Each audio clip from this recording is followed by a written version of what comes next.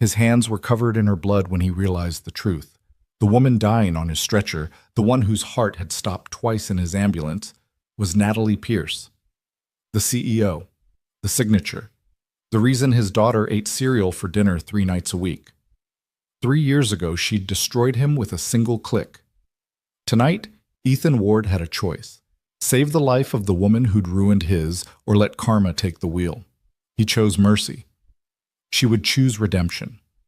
This is their story. Stay until the end and comment what city you're watching from. I want to see how far this story travels. The rain came down in sheets that October night, turning the streets of downtown Seattle into mirrors of neon and despair. Ethan Ward had seen worse weather during his 3 years as a paramedic, but something about tonight felt different, heavier, like the atmosphere itself was holding its breath, waiting for something terrible to happen. He was right. The call came in at 11:47 p.m. Single vehicle accident, Riverside Bridge, possible fatalities. Ethan's partner, Marcus Chen, a stocky man with 15 years on the job and a perpetual coffee stain on his uniform, gunned the ambulance through the rain-slicked streets while Ethan checked their equipment for the 3rd time. It was a habit he'd developed during his engineering days, triple-check everything, because the difference between life and death often came down to a single, overlooked detail. "You're doing it again," Marcus said, glancing over. "The equipment's fine, Ward. It was fine 10 minutes ago." "Can't hurt to be sure." Ethan's voice was calm, measured. At 34, he'd learned to keep his emotions locked down tight, especially on the job. Feelings were luxuries he couldn't afford, not when he had a 7-year-old daughter waiting for him at home, counting on him to come back safe every single shift. The bridge came into view, emergency lights already painting the scene in alternating red and blue. A silver Mercedes had gone through the guardrail, its front end crumpled against the concrete barrier that separated the roadway from a 50-foot drop into the Puget Sound. Steam rose from the destroyed engine block, mixing with the rain to create an eerie fog. "Jesus," Marcus breathed. "How fast was she going?" Fast enough. Ethan was already moving, grabbing the jump bag and trauma kit before the ambulance had fully stopped. His mind shifted into that crystalline state of focus that had saved dozens of lives over the past 3 years. The same focus he'd once applied to fuel system calculations and aerospace engineering problems, back when his life had been different, back when he'd been different. The responding officer, a young woman who looked barely old enough to drink, stood by the wreckage, looking pale. Single occupant, female, unresponsive, airbag deployed, but she's pinned by the steering column. Fire department's 2 minutes out. "We don't have 2 minutes." Ethan was already at the driver's side door, assessing the situation through the shattered window. The woman inside was slumped forward, held in place by her seatbelt and the collapsed dashboard. Blood matted her dark hair, running down her face in rivulets mixed with rain. Her breathing was shallow, labored, the kind of breathing that stopped being breathing very quickly if you didn't intervene. Marcus could call her and backboard. "We need to stabilize her neck before we move her." Ethan reached through the window, fingers finding the pulse point on her neck. Weak and thready, but there, for now. "Ma'am, can you hear me? My name is Ethan. I'm a paramedic. We're going to get you out of here." No response. Her eyes were closed, face slack. Not good. The next 15 minutes were a blur of controlled chaos. The fire department arrived with hydraulic cutters, the screech of metal on metal filling the night as they peeled back the car like a sardine can. Ethan never left the woman's side, one hand maintaining C-spine stabilization while the other worked, assessing pupils, checking for additional injuries, preparing for the worst. "Pupils unequal and sluggish," he called out. "Possible head trauma. Marcus, get me a line started, wide open. We need to move fast." "On it." They finally pulled her free at 12:03 a.m., 16 minutes after arrival. Ethan cradled her head as they transferred her to the backboard, his movements precise despite the rain and the adrenaline and the sick feeling in his gut that always came when a patient was this unstable. She was maybe 40, dressed in what had once been an expensive business suit, now torn and soaked with blood and rain. Diamond earrings caught the emergency lights. Whoever she was, she had money. It wouldn't save her if they didn't hurry. They loaded her into the ambulance, Marcus already on the radio calling ahead to Harborview Medical Center's trauma team. Ethan started a second IV line, fluids running wide open, when her breathing changed, became wet, rattling. She's going into respiratory distress. He reached for the intubation kit, but before he could open it, the monitor started screaming. "V-fib!" Marcus shouted. "She's coding!" Time slowed down. It always did in these moments, Ethan's brain kicking into a higher gear that made everything feel like moving through water. He'd read once that the human brain could process information 7 times faster during a crisis. He believed it. In the space between one heartbeat and the next, he'd already made his decisions, his hands already moving. Starting compressions. He positioned himself over her chest, laced his fingers together, and began the rhythmic push-push-push that might keep enough oxygen flowing to her brain to give her a chance. Marcus charged to 200. Charging. The ambulance swayed as they took a corner too fast, but Ethan's compressions never wavered. 1, 2, 3, 4, 5, counting in his head, watching the monitor. V-fib was bad, the heart quivering uselessly instead of beating, but it was shockable. They could bring her back. They had to bring her back. Charged! Clear! Ethan lifted his hands. Marcus hit the button, and the woman's body convulsed as electricity slammed through her chest. For a moment, the monitor showed a normal rhythm. Then it deteriorated again. Still V-fib. Resume compressions. Ethan was back on her chest immediately, his shoulders already starting to burn. Good compressions were exhausting, and he'd been doing them for 3 minutes straight. Epi's up. Marcus, push it. Pushing. Push, push, push. His hands pressed down 2 inches deep, the exact depth that balanced effectiveness with the risk of breaking ribs. With this woman's injuries, he was probably breaking them anyway. Better broken ribs than dead. Charge to 300. Charging. "Come on," Ethan heard himself saying. "Come on, stay with me. Don't do this. Don't you dare do this."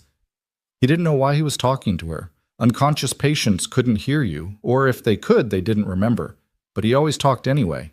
Maybe it helped him more than it helped them. You've got people who need you. You've got someone waiting for you at home. Come back. Charged. Clear. Another shock. Another terrible moment of suspension. And then, "We've got sinus rhythm." Marcus's voice was triumphant. "Pulse is back. She's back, Ethan." The tension in Ethan's shoulders released all at once, leaving him momentarily weak. They'd done it. She was alive. The monitor showed a steady, if rapid, heartbeat. Her breathing was still labored, but she was breathing. Crisis averted, at least for now. "Good work," he told Marcus, already moving to secure the endotracheal tube he'd placed during the chaos. "Let's get her stabilized for transport. How far out are we?" 3 minutes. "Okay. Let's keep her stable for 3 minutes." Ethan wiped the sweat from his forehead, his gloves leaving a smear of blood across his skin. Just another night in the life of a Seattle paramedic. Just another stranger pulled back from the edge. He'd go home, shower off the blood and the rain, check on Maya sleeping in her room, and try to pretend he hadn't spent another night playing God with someone else's life. Except this time was different. He reached up to adjust the oxygen mask that had slipped during the resuscitation, his fingers brushing the woman's cheek as he repositioned it. Her face was still slack, still unconscious, but something about her features nagged at him. Something familiar in the sharp line of her jaw, the aristocratic nose, the dark eyebrows arched even in unconsciousness.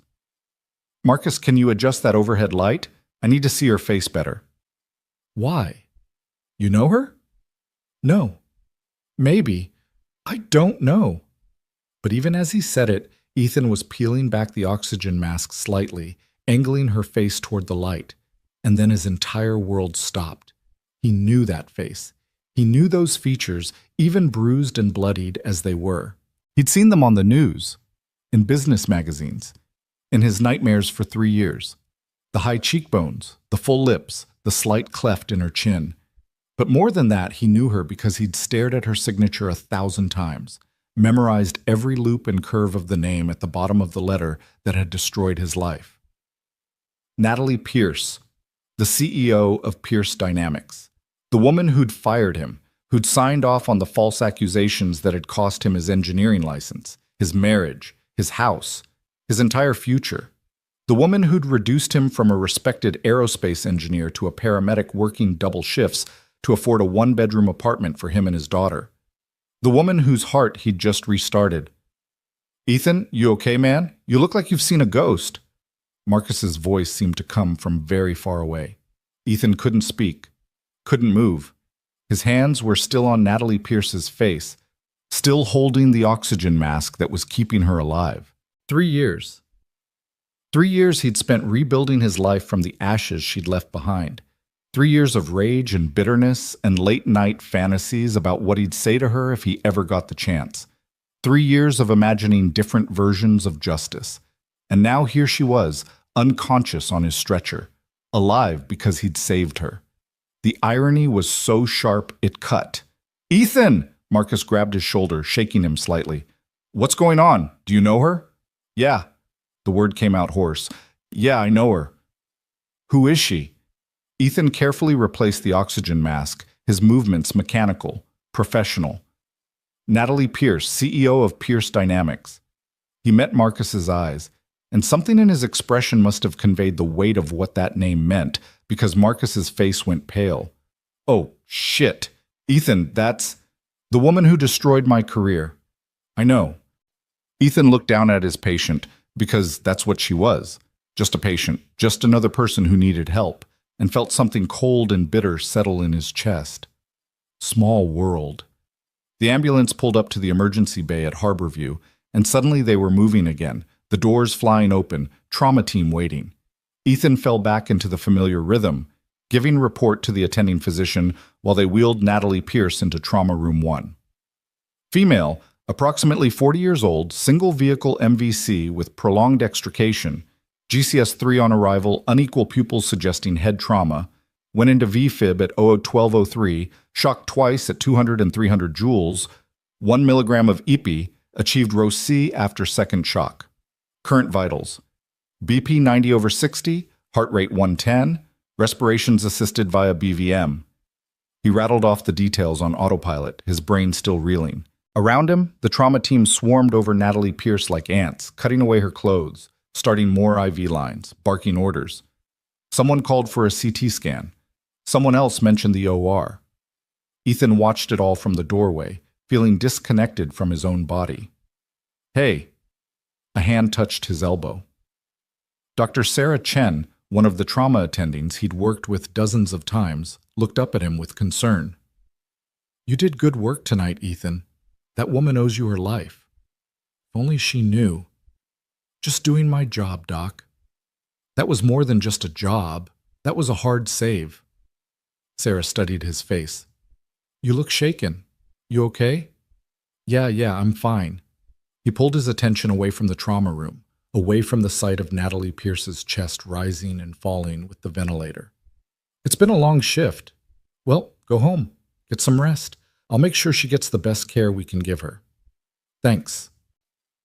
Ethan turned away, started walking toward the ambulance bay, his legs feeling like lead. Behind him, he could hear the controlled chaos of the trauma team working to stabilize their patient. His patient.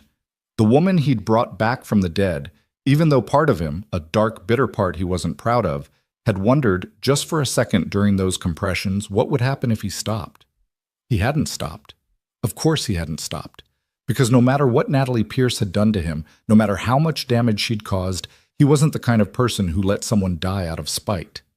He was a paramedic. He saved lives. That was the job. That was the oath. That was who he'd rebuilt himself to be after she'd torn down everything else. Patient first, he whispered to himself as he climbed back into the ambulance. Marcus was already behind the wheel, watching him with worried eyes. "You want to talk about it?" "No." "You sure? Because that was pretty heavy back there." "I'm sure." Ethan pulled off his bloody gloves, tossed them in the medical waste bin. "Let's just finish the shift." They drove in silence back to the station, through streets that were slowly emptying as the city settled into the dead hours between night and morning. Ethan stared out the window and tried not to think about Natalie Pierce, about what it meant that he'd saved her life, about the cosmic joke the universe was playing on him. He thought instead about Maya. Sweet, innocent Maya, with her gap-toothed smile and her absolute faith that her daddy was a hero. She'd asked him once, about a month after the divorce was finalized, why they'd had to move to the small apartment, why she couldn't have her old room anymore. He'd knelt down, looked into her 7-year-old eyes, so much like her mother's, and told her the truth in the simplified way you tell truth to children. Daddy lost his job, sweetheart, but it's going to be okay. We're going to be okay. Why did you lose your job? Because I tried to do the right thing, and sometimes when you do the right thing, bad people punish you for it. Maya had thought about that for a long moment, her face scrunched up in concentration. Then she'd hugged him fiercely and said, "Then you should be a hero instead. Heroes save people, and nobody can fire you for that." It had been her idea, really, that he become a paramedic. She'd seen it on a TV show and decided that was what heroes did. And Ethan, desperate for a fresh start, desperate to rebuild some sense of purpose, had looked into it. The training was intensive but shorter than going back to school for another degree. The pay was decent if you worked enough shifts, and there was something appealing about the simplicity of it. People were hurt, you helped them. Nobody cared about corporate politics or who you'd pissed off or whose bottom line you'd threatened. So he'd become a paramedic. He'd started over. He'd built a new life, a smaller life, a life that fit in a 1-bedroom apartment with a daughter who thought he hung the moon and stars. It wasn't the life he'd planned. It wasn't the life he'd worked for, studied for, sacrificed for. But it was his. And nobody could take it away from him again. Except now Natalie Pierce was back in his world, even if she didn't know it yet, even if she never knew it. The ambulance pulled into the station at 1:30 a.m. They had another hour and a half on shift, and Ethan hoped desperately that they wouldn't get another call. He needed time to process, to think, to figure out what he was feeling. Marcus headed for the coffee maker immediately. "Want some?" "Yeah, strong." "After tonight, make it a double." They sat in the break room, paper cups of terrible coffee warming their hands, and for a long time neither of them spoke. The station was quiet around them, just the hum of fluorescent lights and the distant sound of traffic outside. Somewhere in the building, someone was snoring. Finally, Marcus broke the silence. "You ever think about what you'd do if you ran into her again?" "Every day for the first year, then every week. Now," Ethan shrugged. "Now I try not to think about her at all." "But you did think about it. What did you imagine?" "Lots of things, yelling at her, making her understand what she'd done, getting some kind of acknowledgement that I was right and she was wrong." He laughed bitterly. "Stupid revenge fantasies, the kind where you're perfectly eloquent and she breaks down crying and admits everything." "And tonight? What did you imagine when you realized who she was?" Ethan stared into his coffee, watching the steam rise. "Nothing. I didn't imagine anything. I just kept working, because that's what you do." "That took a lot of strength, man. Or a lot of cowardice. I could have said something, could have told the trauma team who I was, that I had a conflict of interest. Could have refused to hand her over until someone else took the case." "But you didn't." "No, I didn't. Because despite everything, despite the anger and the bitterness and the years of struggling, Ethan Ward was still a man who believed in doing the right thing, even when the right thing benefited the wrong person. Maybe especially then. I couldn't let her die, Marcus. No matter what she did to me, I couldn't just let her die." Marcus nodded slowly. "That's what makes you one of the good ones, Ethan. Even when it hurts." The radio crackled, making them both jump. But it was just dispatch checking in, seeing if they were available for calls. Marcus confirmed their status, and they settled back into silence. Ethan's phone buzzed. A text from Mrs. Rodriguez, his neighbor who watched Maya during his night shifts. "She's sleeping like an angel. Had another nightmare around 10, but I sang to her and she settled down. See you in the morning." Guilt twisted in his chest.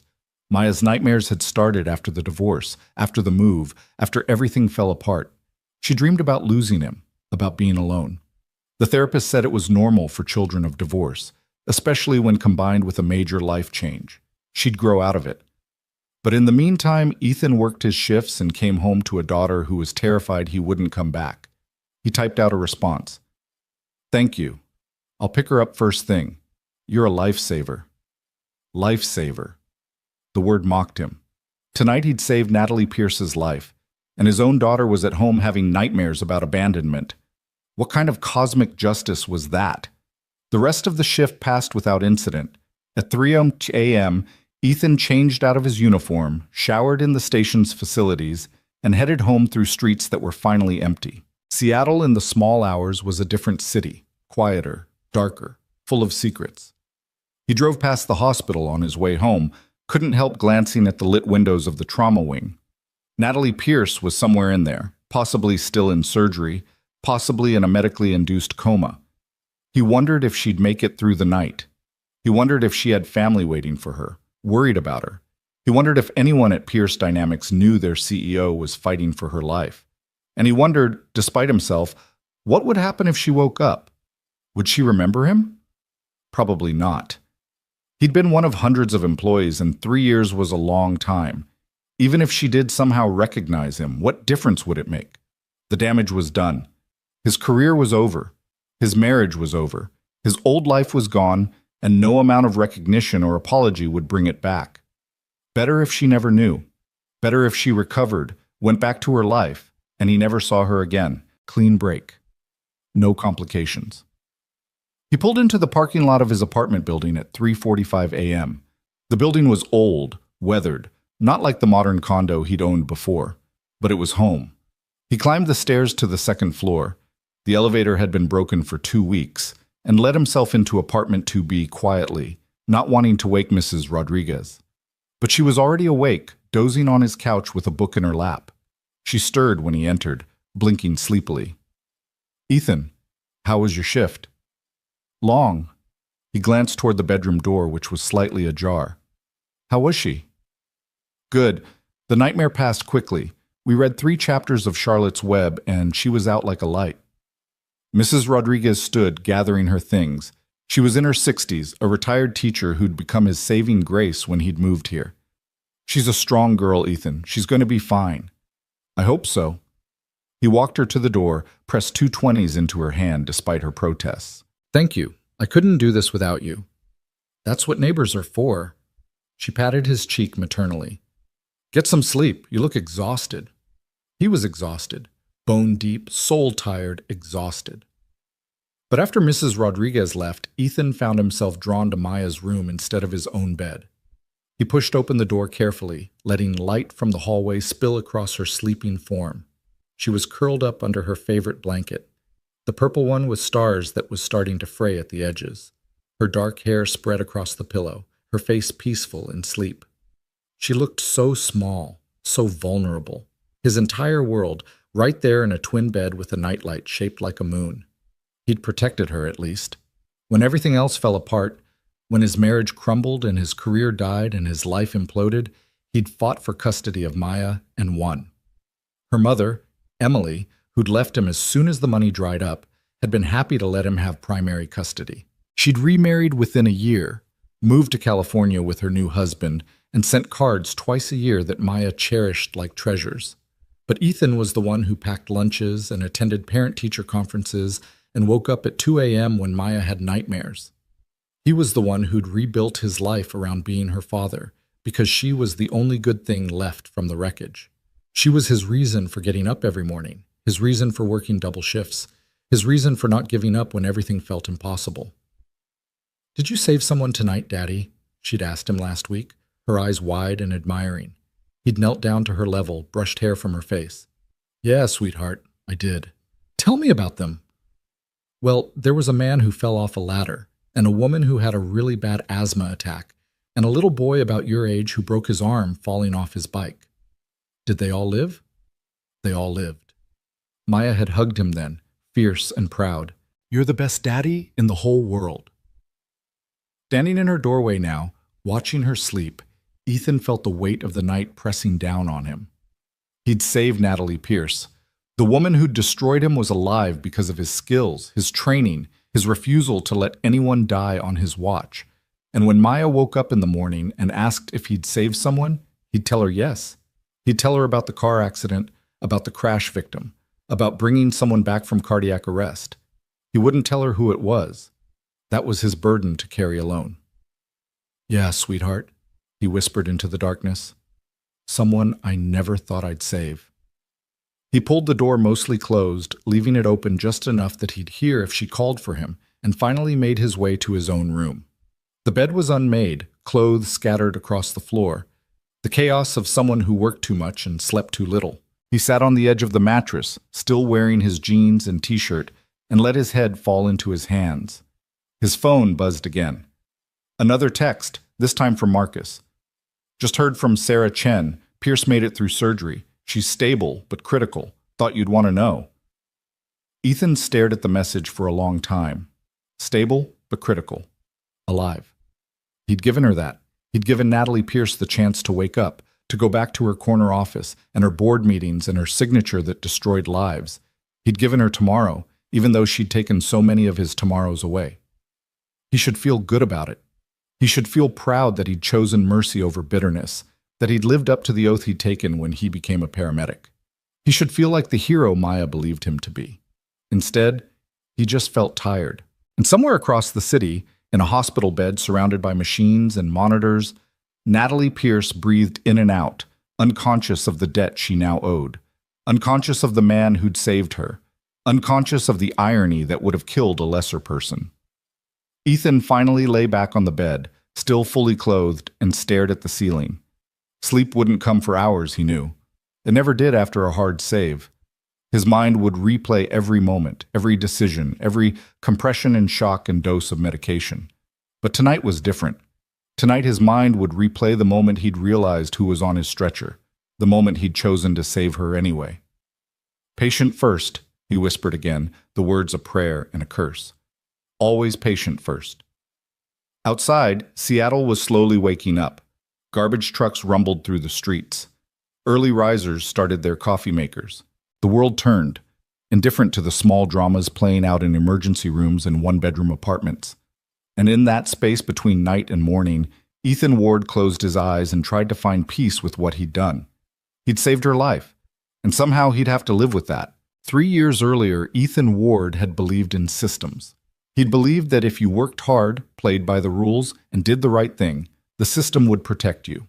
He'd believed in corporate hierarchies and proper channels, and the basic human decency of people in positions of power. He'd been an idiot. It had started on a Tuesday morning in March, unseasonably warm for Seattle.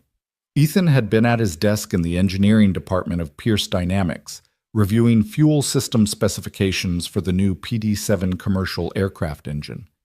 He'd been with the company for 6 years, worked his way up from junior engineer to senior systems analyst, earned respect from his colleagues and commendations from his supervisors. He'd been good at his job. No, he'd been exceptional at his job. That was why they'd assigned him to the PD-7 project in the first place.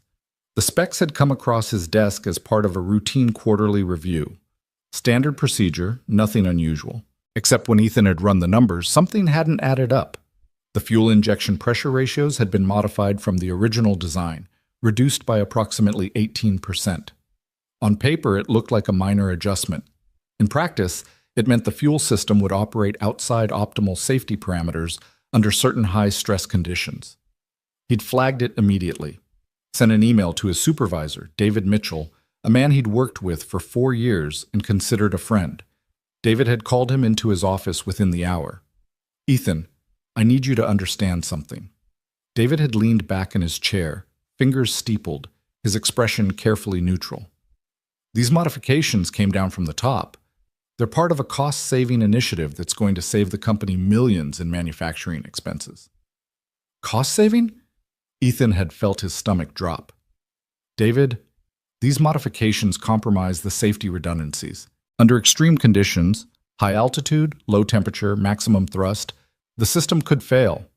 The probability is negligible."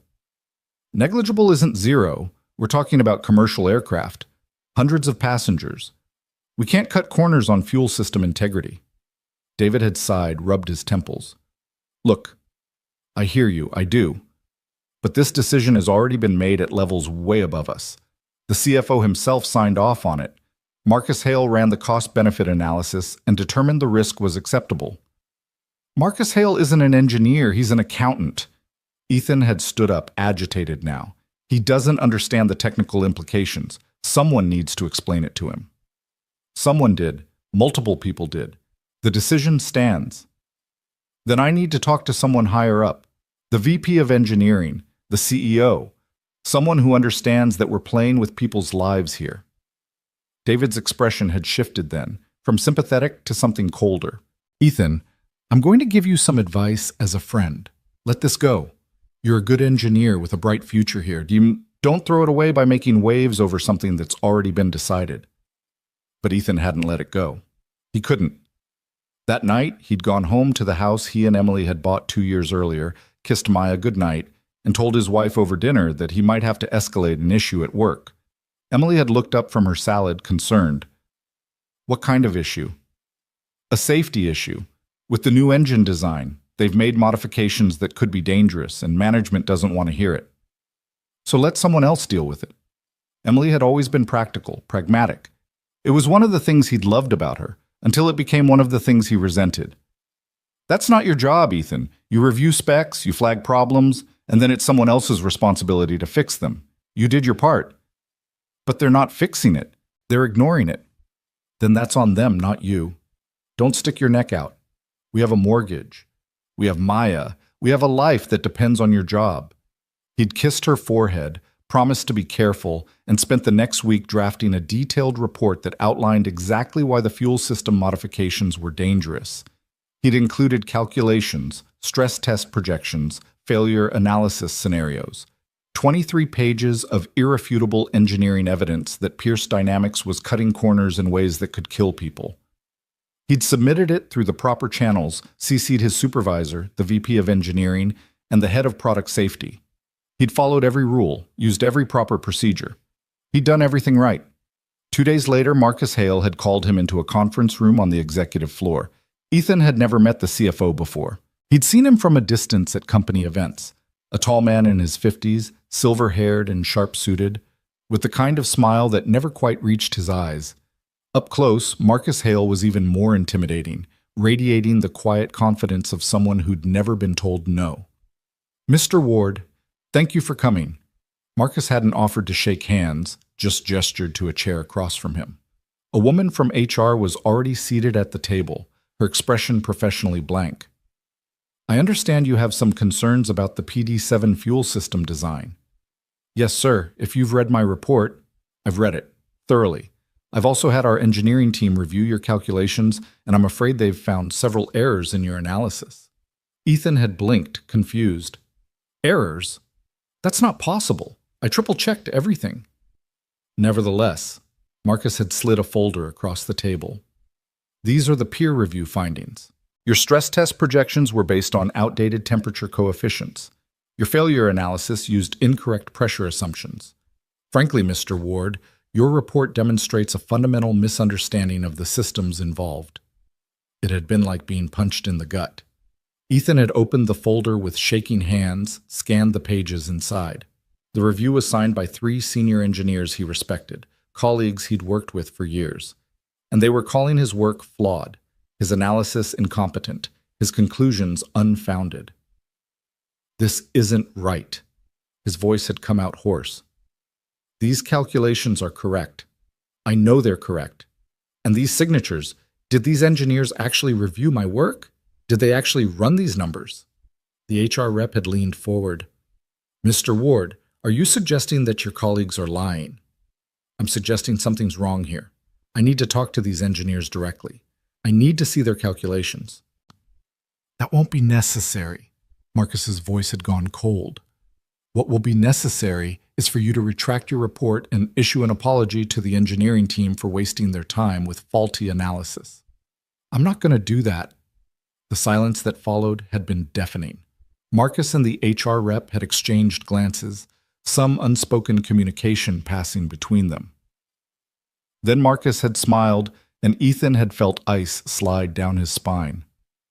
Mr. Ward, I'm going to be very clear with you. You have 2 options. Option 1, you retract your report, acknowledge your errors, and we all move forward. You'll be reassigned to a different project, and this incident will be noted in your file as a learning experience. Option 2, you continue to insist that you're right and everyone else is wrong, in which case we'll have to seriously examine whether you have the judgment and competence to continue in your current role. Are you threatening me? I'm presenting you with choices. What you do with them is up to you.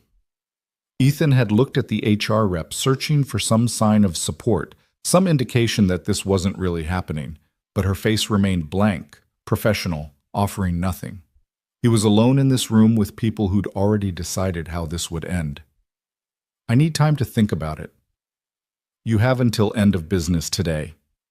Marcus had stood, signaling the meeting was over. Choose wisely, Mr. Ward. You have a family to think about. The threat had been clear, even unspoken. Comply or lose everything. Ethan had walked back to his desk in a daze, the folder of peer reviews clutched in his hands. His colleagues had avoided his eyes. Word had spread fast. It always did in offices like this. The man who'd challenged the CFO was now marked radioactive, someone to stay away from.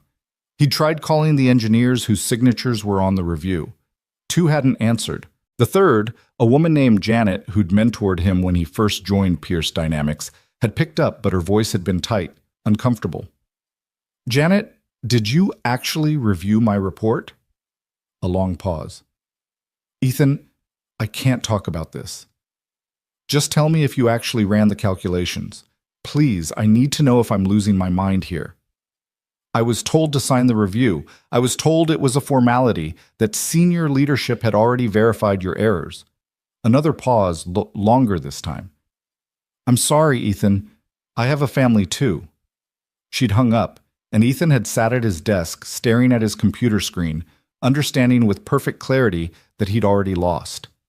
They'd manufactured evidence against him, coerced his colleagues into signing false reviews, and given him an ultimatum designed to force compliance. The system he'd believed in didn't exist. It had never existed. He'd gone home that night and told Emily everything. She'd listened in growing horror, her face pale. So what are you going to do? I don't know.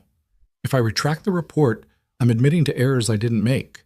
I'm letting them bury a legitimate safety concern. But if you don't, they'll fire you. You heard what he said. Emily had grabbed his hands, desperate. Ethan, please. I know this isn't fair. I know you're right. But we can't afford for you to lose your job. Maya starts school next year. We just refinanced the house. We're living paycheck to paycheck as it is. Please, just let it go. He'd looked at his wife, at her frightened eyes, and felt something break inside him. Because she was right. They couldn't afford for him to lose his job. But how could he live with himself if he backed down? How could he look at Maya and tell her to always do the right thing if he'd chosen the easy path when it mattered? I can't, Em. I'm sorry, but I can't. You mean you won't? Same thing. Emily had pulled her hands away, stood up from the table. Then you're choosing your principles over your family. I'm choosing not to let people die. There's a difference. Not from where I'm standing.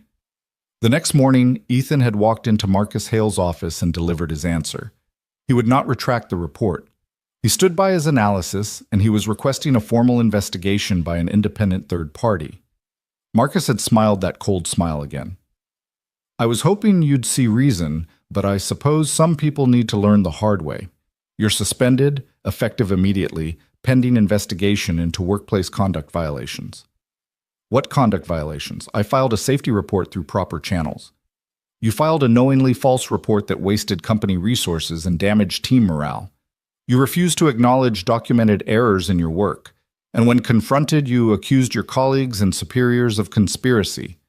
Marcus had picked up his phone. Security will escort you from the building. You'll hear from HR regarding the formal investigation process. It had been a blur after that. Security guards appearing at his desk, his colleagues watching as he was walked out like a criminal, the cardboard box of personal items clutched in his arms. The shame of it, the humiliation, had been almost worse than the injustice. 20 minutes from suspension to sidewalk, and his career at Pierce Dynamics was effectively over. The investigation had been a farce. They'd interviewed witnesses who confirmed that Ethan had become increasingly erratic and resistant to feedback. They'd presented the false peer reviews as evidence of his incompetence. They'd built a narrative of an engineer who'd made a mistake and then lashed out when confronted with his error, allowing his ego to override his judgment. Ethan had tried to fight it. He'd hired a lawyer with money he didn't have, tried to prove the peer reviews were fraudulent. But corporate lawyers were better? more expensive, more experienced at burying inconvenient truths. His colleagues, scared for their own jobs, had either refused to talk or actively testified against him. Janet had taken early retirement rather than be forced to testify, but the damage was already done. 3 weeks after his suspension, the termination letter had arrived. It was printed on heavy cream paper with the Pierce Dynamics letterhead embossed at the top. Professional, impersonal, destroying his life in 3 paragraphs. And at the bottom, above the HR director's signature, was another signature in digital blue ink. Natalie Pierce, Chief Executive Officer. She'd signed it. Whether she'd read the details or understood what she was approving didn't matter. Her name was on the paper that ended his career. Her authority backed every lie they'd told about him.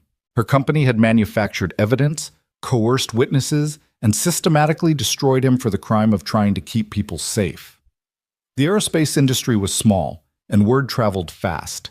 Within a month, Ethan's engineering license was under review, with Pierce Dynamics filing formal complaints about his demonstrated incompetence and ethical violations. Other companies wouldn't touch him. Recruiters stopped returning his calls. Job applications vanished into black holes. Emily had lasted another 4 months before she'd asked for a divorce. She hadn't even had the grace to be angry, just tired, disappointed, like he'd let her down by choosing to do the right thing. She'd moved back in with her parents, then met someone new with impressive speed. Someone stable, someone who didn't risk everything on principles. The custody battle had been brutal but brief. Emily's new boyfriend had money, and she'd tried to use Ethan's instability and unemployment as evidence that he couldn't provide a suitable home for Maya. But the judge had seen through it, seen Emily for what she was, a woman who'd abandoned her marriage the moment things got difficult. Ethan had won primary custody, though it felt like a Pyrrhic victory considering he had no job and no prospects. He'd sold the house, split the proceeds with Emily, and watched 6 years of equity vanish. The small apartment in a not-great neighborhood was all he could afford. Maya's private preschool became public school. Date nights and family vacations became ramen dinners and library trips. Everything they'd built together crumbled away, and Ethan had no one to blame but himself. Except that wasn't true, was it? He had someone to blame. He had an entire company to blame, led by a woman whose signature had made it all official. For a while, the anger had kept him going. He'd spent nights researching Natalie Pierce, reading every article and interview, learning about the woman who'd destroyed him. She was 41 years old, had inherited Pierce Dynamics from her father 4 years earlier after his death from a heart attack.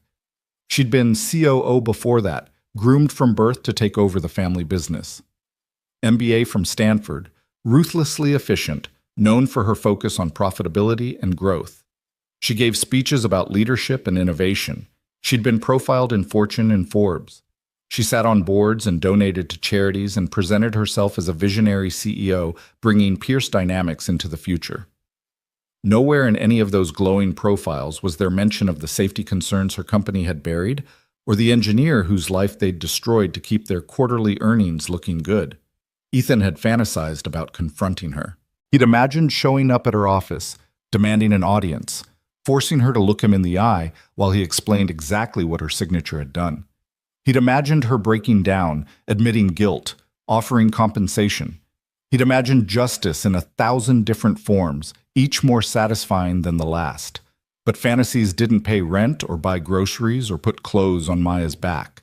So Ethan had swallowed his rage, packed it down deep where it couldn't hurt him, and looked for a way forward. The paramedic certification had been Maya's idea, but it had been his salvation. 8 months of intensive training, EMT certification first, then paramedic. It was humbling, starting over in a field where his engineering degree meant nothing, where he was the oldest student in most of his classes. But it was honest work, and honest work was what he needed.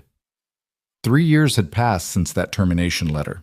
3 years of rebuilding, of learning to be satisfied with less, of finding purpose in saving strangers instead of designing engines.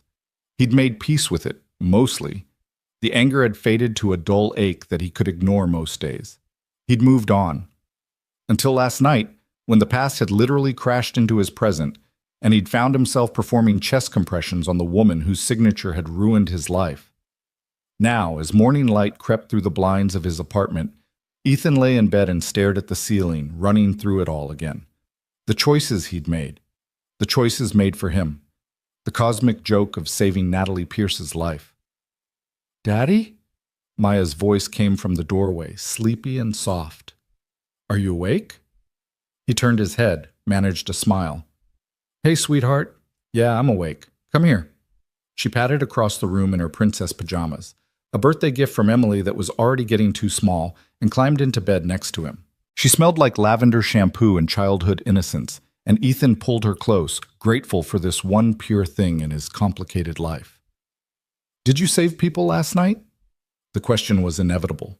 She asked it every morning after his night shifts, her voice full of pride and wonder. Usually he loved telling her stories, editing out the gore and the trauma, giving her sanitized versions that let her believe her daddy was a hero. Today, the words stuck in his throat. "Yeah, baby, I saved someone. Tell me about them." How could he?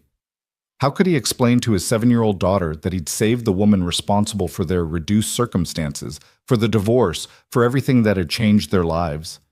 How could he make her understand the bitter irony without burdening her with adult complications she was too young to process? "It was a car accident," he said carefully. "A woman crashed her car, and she was hurt very badly. Her heart stopped, and I had to do CPR to bring her back." Maya's eyes went wide. "You brought her back to life?" "In a way, yeah." "That's amazing, Daddy. Is she going to be okay?" "I don't know yet. She was still in the hospital when I left, but I did everything I could for her." "I bet she's going to be okay, because you're the best paramedic ever." Maya snuggled closer, absolute faith radiating from her small body. "She's going to wake up and tell everyone how you saved her life, and everyone will know what a hero you are." The words were knives. Sweet, innocent knives wielded by his daughter who believed the world was fundamentally just, that heroes were always recognized, that doing good always led to good outcomes. He'd tried so hard to preserve that innocence for her, even as his own illusions had been shattered. "Come on," he said, tickling her side to change the subject. "Let's make pancakes. Mrs. Rodriguez said you were good last night." "I only had one nightmare." "That's great, sweetie. I'm proud of you." They made pancakes together in the tiny kitchen, Maya standing on a stool to help pour batter, getting more on the counter than in the pan. Ethan let her make the mess, let her chatter about school and her friends and the book they were reading in class. Normal things, safe things. Things that had nothing to do with Natalie Pierce or Pierce Dynamics, or the complicated weight of saving someone who'd destroyed you. His phone rang while they were eating. Marcus Chen's name flashed on the screen. "Hey, hold on." Ethan stepped into the living room, away from Maya's curious ears. "Marcus, what's up?" "Wanted to give you an update on last night's patient. Natalie Pierce. She made it through the night. They've got her in a medically induced coma to reduce brain swelling, but the neurosurgeon is cautiously optimistic." Relief and resentment warred in Ethan's chest. "That's good. There's more. Apparently she's a big deal. Like, really big deal. The hospital administrator showed up personally to oversee her care. There are reporters outside the hospital. It's a whole thing." "I'm sure it is." "Ethan," Marcus's voice dropped. "Are you doing okay with this? I know it's complicated." "I'm fine." "You're not fine. Nobody would be fine with this. You want to grab coffee later? Talk it through?" "Thanks, but I've got Maya today. Maybe another time." He ended the call and stood in the living room, looking at nothing. Natalie Pierce was going to survive. She was going to wake up, recover, go back to her life of power and influence. And she'd never know how close she'd come to dying, or who'd saved her, or what it had cost him to do it. Maybe that was better. Maybe it was better if their paths never crossed again, if she remained ignorant of the debt she owed, if he could file last night away as just another call, just another patient, nothing special. Except it wasn't just another call, and he couldn't pretend otherwise. "Daddy, your pancakes are getting cold." Maya's voice pulled him back to the present, to the one thing that mattered more than his complicated history with Natalie Pierce. He went back to the kitchen, sat down with his daughter, and ate cold pancakes while she told him about the science project she wanted to do on butterflies. He listened, nodded, asked questions, and tried to be present for her even as his mind kept drifting back to the hospital, to the woman in the medically induced coma, to the choices he'd made and the choices still to come. His phone rang again that afternoon. An unknown number. He almost didn't answer, but something made him pick up. "Mr. Ward? This is Dr. Sarah Chen from Harborview. I'm calling about Natalie Pierce." His stomach dropped. "Is she okay? Did something happen?" "No, she's stable. But I'm calling because she's starting to wake up. And when patients wake up from traumatic events, we like to have the first responders available if possible. It can help with their recovery to meet the people who saved them. I know it's a lot to ask, especially given your history with her, but would you be willing to come in?" "My history with her?" Ethan's voice came out sharp. "What do you know about my history with her?" "Only what Marcus told me, that she's the CEO of the company that fired you." "I'm sorry, Ethan. I wouldn't ask if I didn't think it might help her recovery, but I understand completely if you need to decline." He should decline. He should tell Dr. Chen that he'd done his job, saved Natalie Pierce's life, and that was where his obligation ended. Seeing her again, talking to her, letting her thank him, it would be torture. It would be salt in wounds that had barely healed. "When?" The word came out before he could stop it. "Tomorrow afternoon, around 2 o'clock. She should be conscious by then." "I'll be there." He hung up and immediately wondered what he'd just agreed to. Maya was watching him from the couch where she'd been coloring, her crayon paused mid-stroke. "Who was that?" "Work stuff, sweetheart. Nothing important." But it was important. It was maybe the most important thing that had happened to him in 3 years. Tomorrow he'd see Natalie Pierce conscious, awake, alive because of him. Tomorrow he'd have to look into the eyes of the woman who'd destroyed his career and accept her gratitude.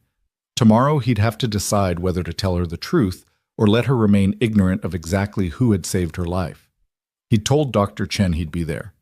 But as the afternoon faded into evening, as he and Maya made dinner and watched a movie and went through their bedtime routine, Ethan couldn't shake the feeling that he'd just made a terrible mistake.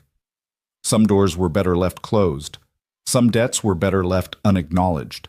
But he'd said yes, and Ethan Ward, despite everything, was still a man who kept his word. The next morning arrived too quickly. Ethan had barely slept, his mind churning through imaginary conversations, rehearsing what he might say or not say when he faced Natalie Pierce. By the time Maya woke up, he'd already been through 3 pots of coffee and felt wired, jittery, like his skin was too tight for his body. Mrs. Rodriguez arrived at noon to watch Maya, giving Ethan a knowing look that suggested she sensed something was off, but was too polite to pry.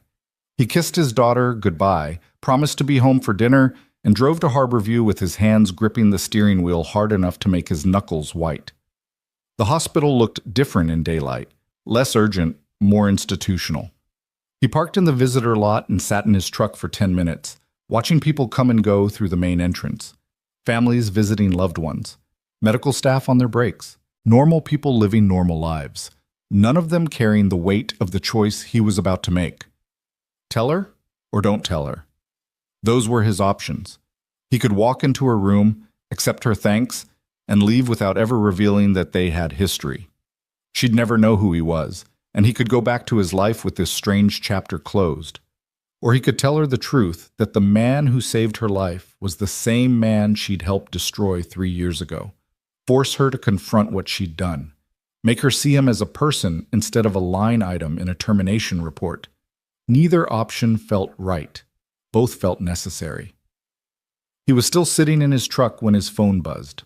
A text from Dr. Chen. "She's awake and asking about you. Room 437. No more delays, no more rehearsals." It was time. Ethan climbed out of the truck and walked across the parking lot on legs that felt distant from his body, like he was piloting himself from somewhere far away. The automatic doors slid open with a mechanical sigh. The lobby smelled like disinfectant and coffee from the Starbucks kiosk near the elevators. Everything was so ordinary, so mundane, when it should have felt momentous.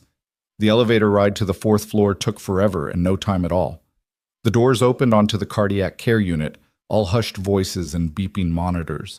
A nurse at the station looked up as he approached.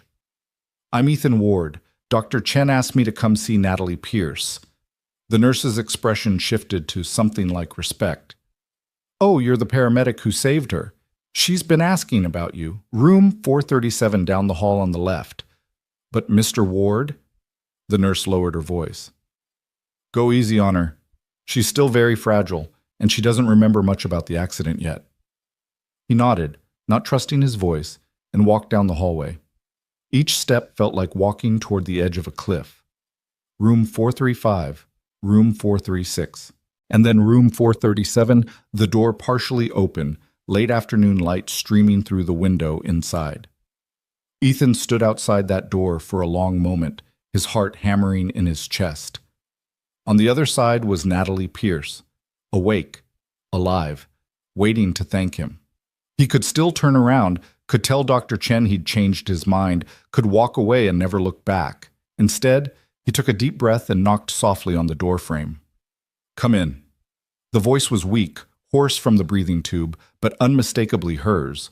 The same voice he'd heard in video interviews, making speeches about innovation and leadership. Now it was just tired and human. He pushed the door open and stepped inside. Natalie Pierce looked like hell. That was his first thought, uncharitable but true. Her dark hair was matted against the pillow, her face pale and bruised, a bandage wrapped around her head. IV lines snaked from both arms.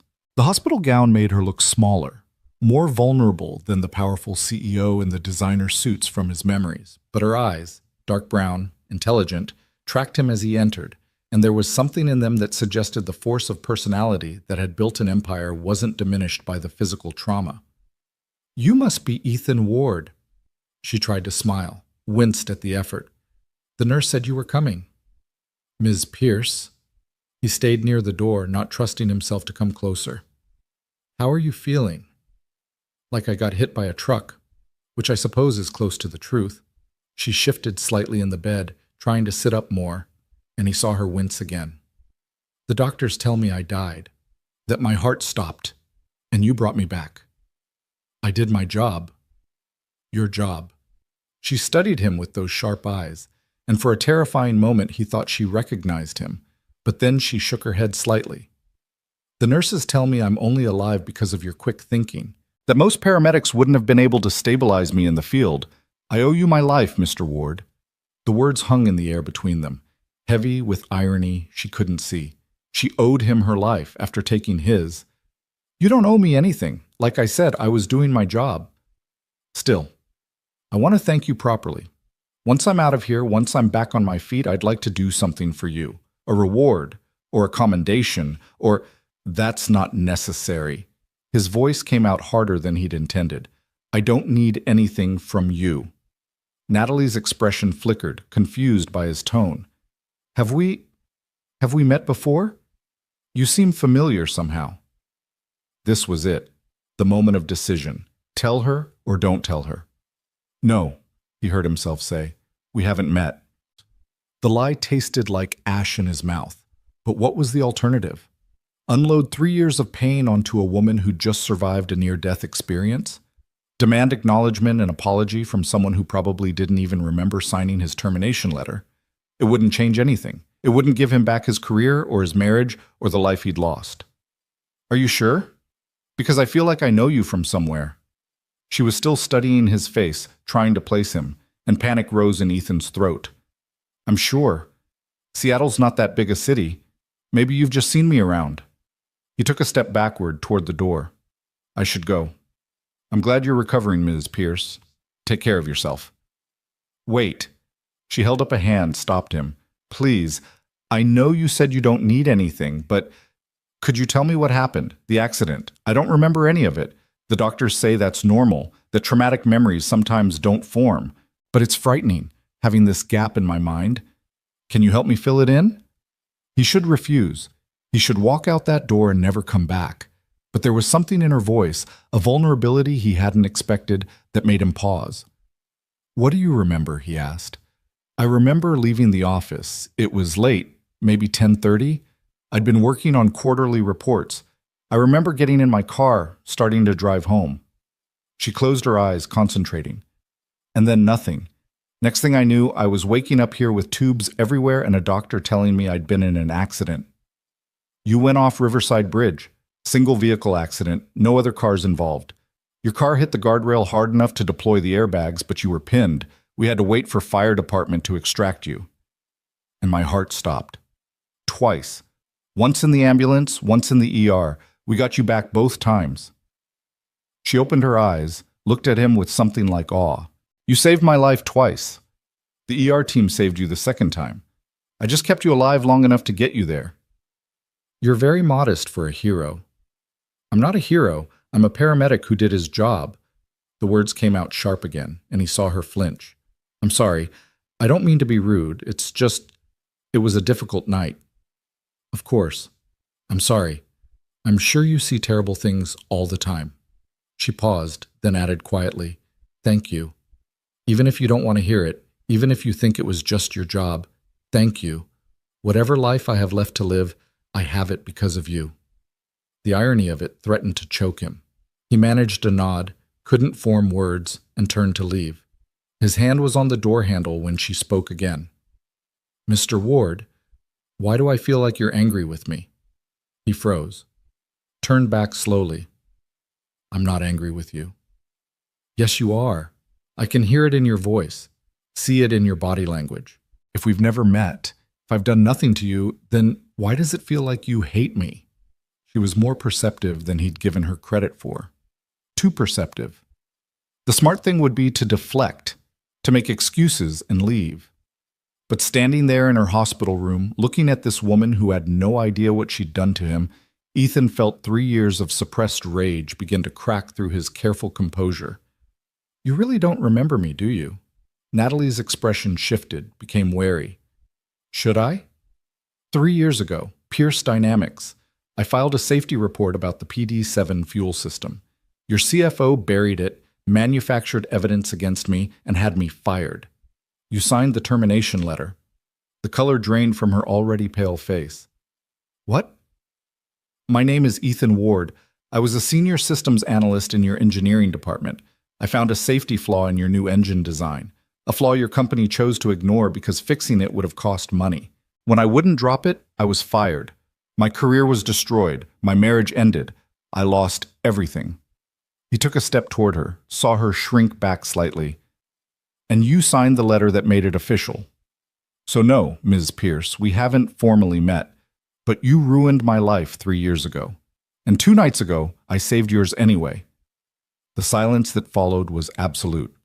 Natalie stared at him, her face a mask of shock and dawning horror. When she finally spoke, her voice was barely a whisper. Ethan Ward. Oh my God. I remember the name. There was a termination. Legal recommended it. HR said there were performance issues, insubordination. She pressed a hand to her mouth. I signed it. I didn't read the file. I trusted the process. I signed so many documents that week. You never thought about the person whose life you were destroying. I was just paperwork to you. I'm so sorry. Tears were streaming down her face now. I'm so sorry. I didn't know. If I'd known... What? What would you have done differently? The anger he'd been holding back for 3 years poured out now, unstoppable. Would you have actually read the file? Would you have questioned why a respected engineer was suddenly accused of incompetence? Would you have investigated whether the evidence against me was real? Yes, I would have. I swear I would have. Ethan, Mr. Ward, please, you have to believe me. I never wanted to hurt anyone. I trusted my CFO. I trusted the system. I thought you thought wrong. Your CFO was corrupt. The peer reviews were falsified, and I was telling the truth about the safety flaw. But none of that mattered because I was just an inconvenient line item in your profit margins. Natalie was openly crying now, her whole body shaking. Monitors around her bed started beeping, alarms triggered by her elevated heart rate. A nurse rushed in, took one look at the situation, and glared at Ethan. Mr. Ward, you need to leave. Now. You're upsetting the patient. I'm going. He looked at Natalie one more time, saw her broken and sobbing, and felt no satisfaction, just exhaustion. I'm glad you survived, Ms. Pierce. I really am, because I'm not the kind of person who lets someone die, even when they deserve it. But stay out of my life. I did my job. You're alive, and we're done here." He walked out before she could respond, before the nurse could say anything else, before the weight of what he'd just done could fully register. The hallway seemed to stretch forever. The elevator took an eternity. By the time he reached the parking lot, his hands were shaking so badly he could barely get his keys out of his pocket. He sat in his truck and put his head against the steering wheel and tried to breathe. He'd told her. He'd actually told her. 3 years of imagining that confrontation, and it had happened, and it felt empty, not satisfying, not cleansing, just empty, like opening a wound that had finally started to heal. His phone buzzed. A text from Dr. Chen. "What the hell did you say to her? She's inconsolable." He didn't respond. What could he say? That he'd unloaded 3 years of trauma onto a woman who was still recovering from nearly dying? That he'd made her cry in her hospital bed? That he'd broken every rule of professionalism and basic human decency because he couldn't let go of the past? He drove home in a daze, barely seeing the road. Mrs. Rodriguez took one look at his face when he walked in and ushered Maya into her bedroom to play, giving him privacy he didn't deserve. He collapsed onto the couch and stared at the ceiling and tried to figure out what he'd just done. Had he wanted to hurt Natalie Pierce? Yes, if he was being honest. Part of him had wanted to see her suffer the way he'd suffered, had wanted her to understand the consequences of her careless signature, had wanted something, anything, that felt like justice. But seeing her break down, seeing her cry and beg for forgiveness, it hadn't felt like justice. It had felt cruel. She was already broken, already suffering, already paying a price for her mistakes even if she hadn't known what they were. And he'd kicked her while she was down. What kind of man did that make him? His phone rang. An unknown number. He almost didn't answer, but something made him pick up. "Hello? Mr. Ward?" A child's voice, small and uncertain.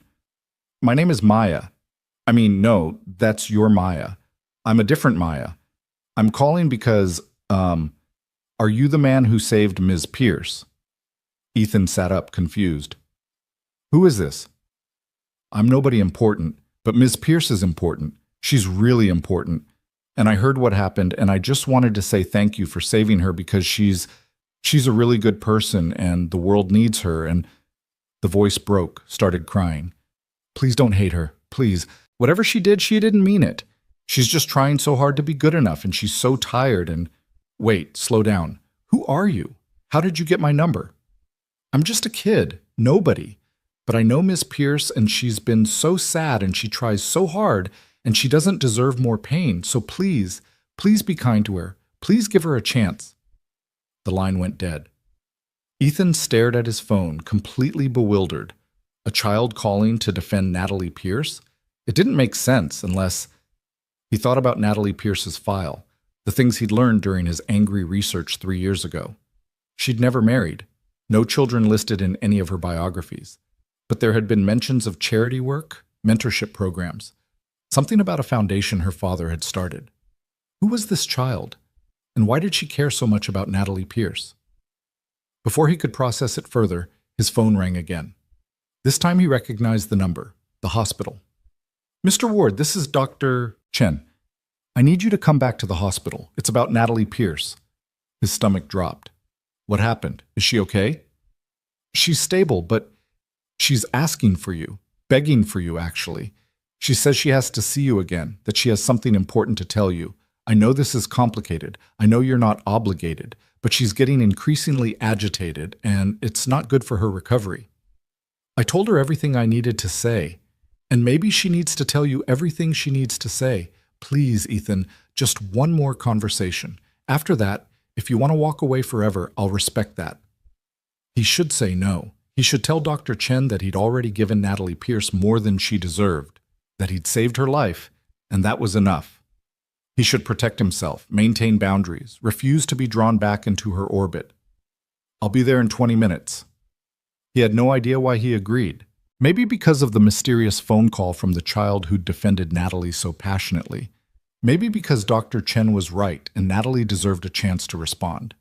Maybe because some part of him wasn't done with this yet, wasn't ready to walk away with everything still unresolved. Mrs. Rodriguez agreed to stay with Maya through dinner. Ethan drove back to the hospital as the sun began its descent toward the Olympic Mountains, painting Seattle in shades of gold and amber. The city looked beautiful, serene, nothing like the turmoil churning in his gut.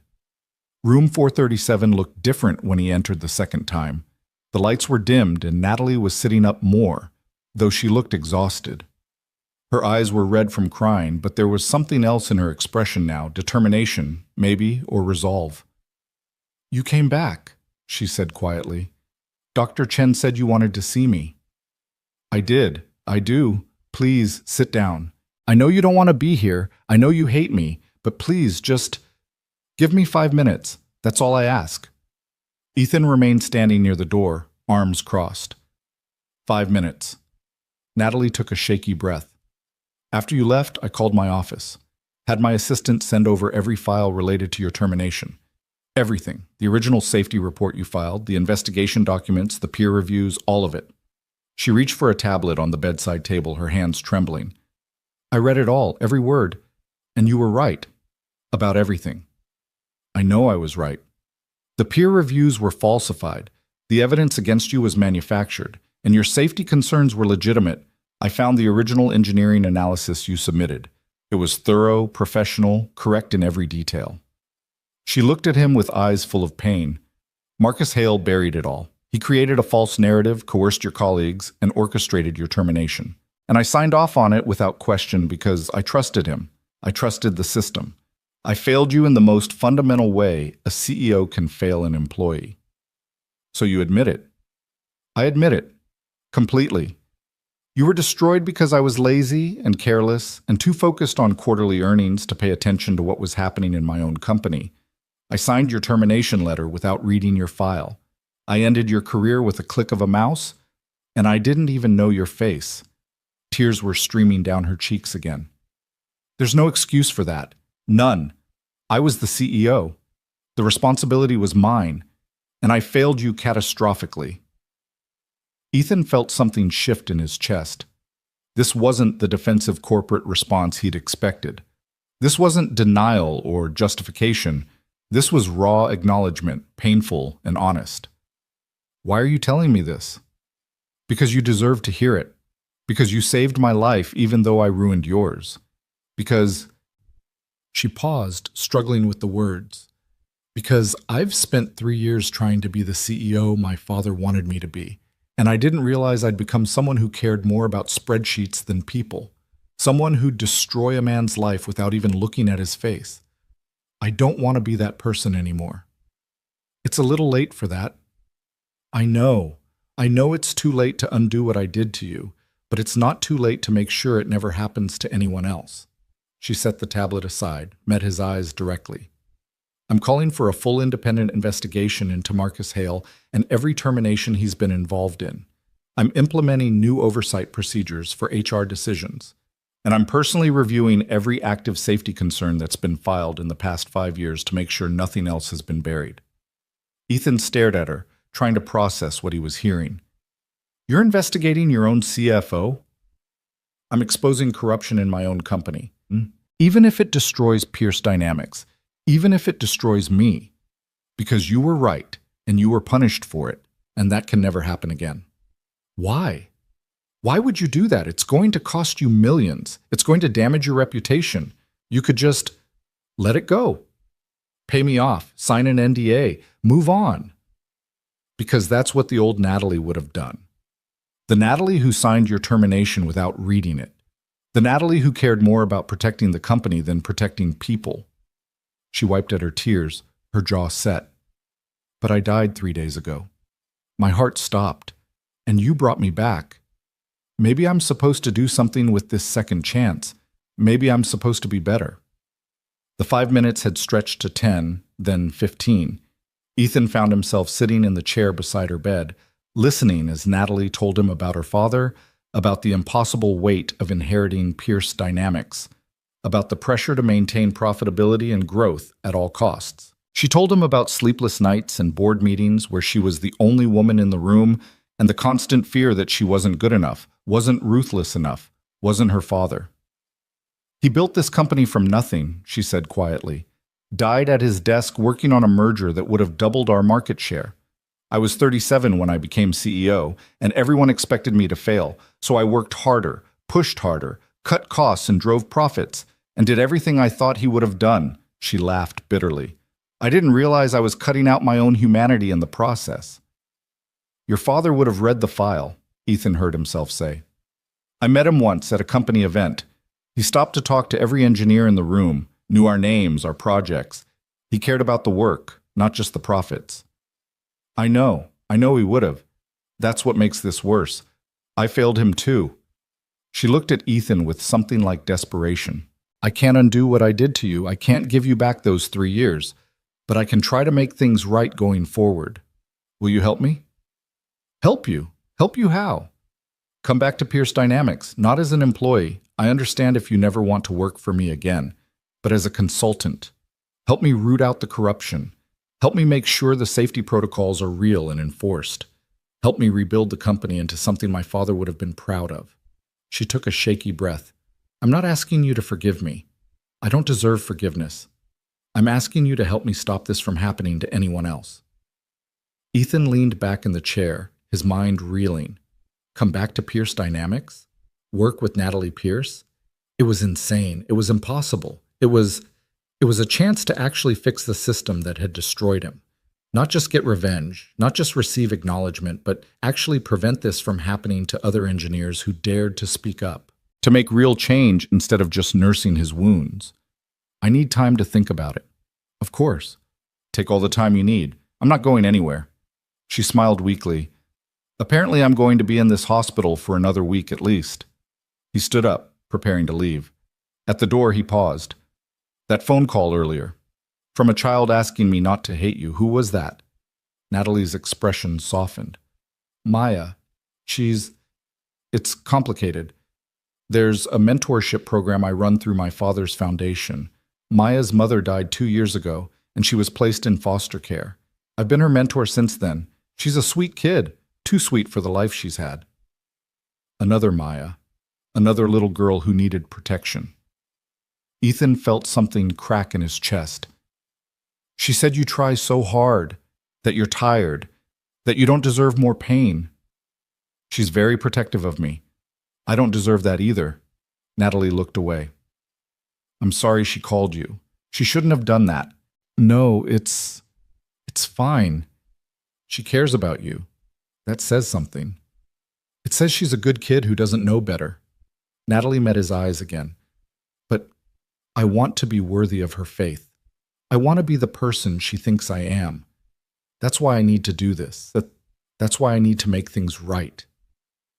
Ethan nodded slowly, not trusting himself to speak. He left without another word, but this time the emptiness he'd felt earlier was replaced by something else. Not forgiveness. He wasn't ready for that. But maybe understanding.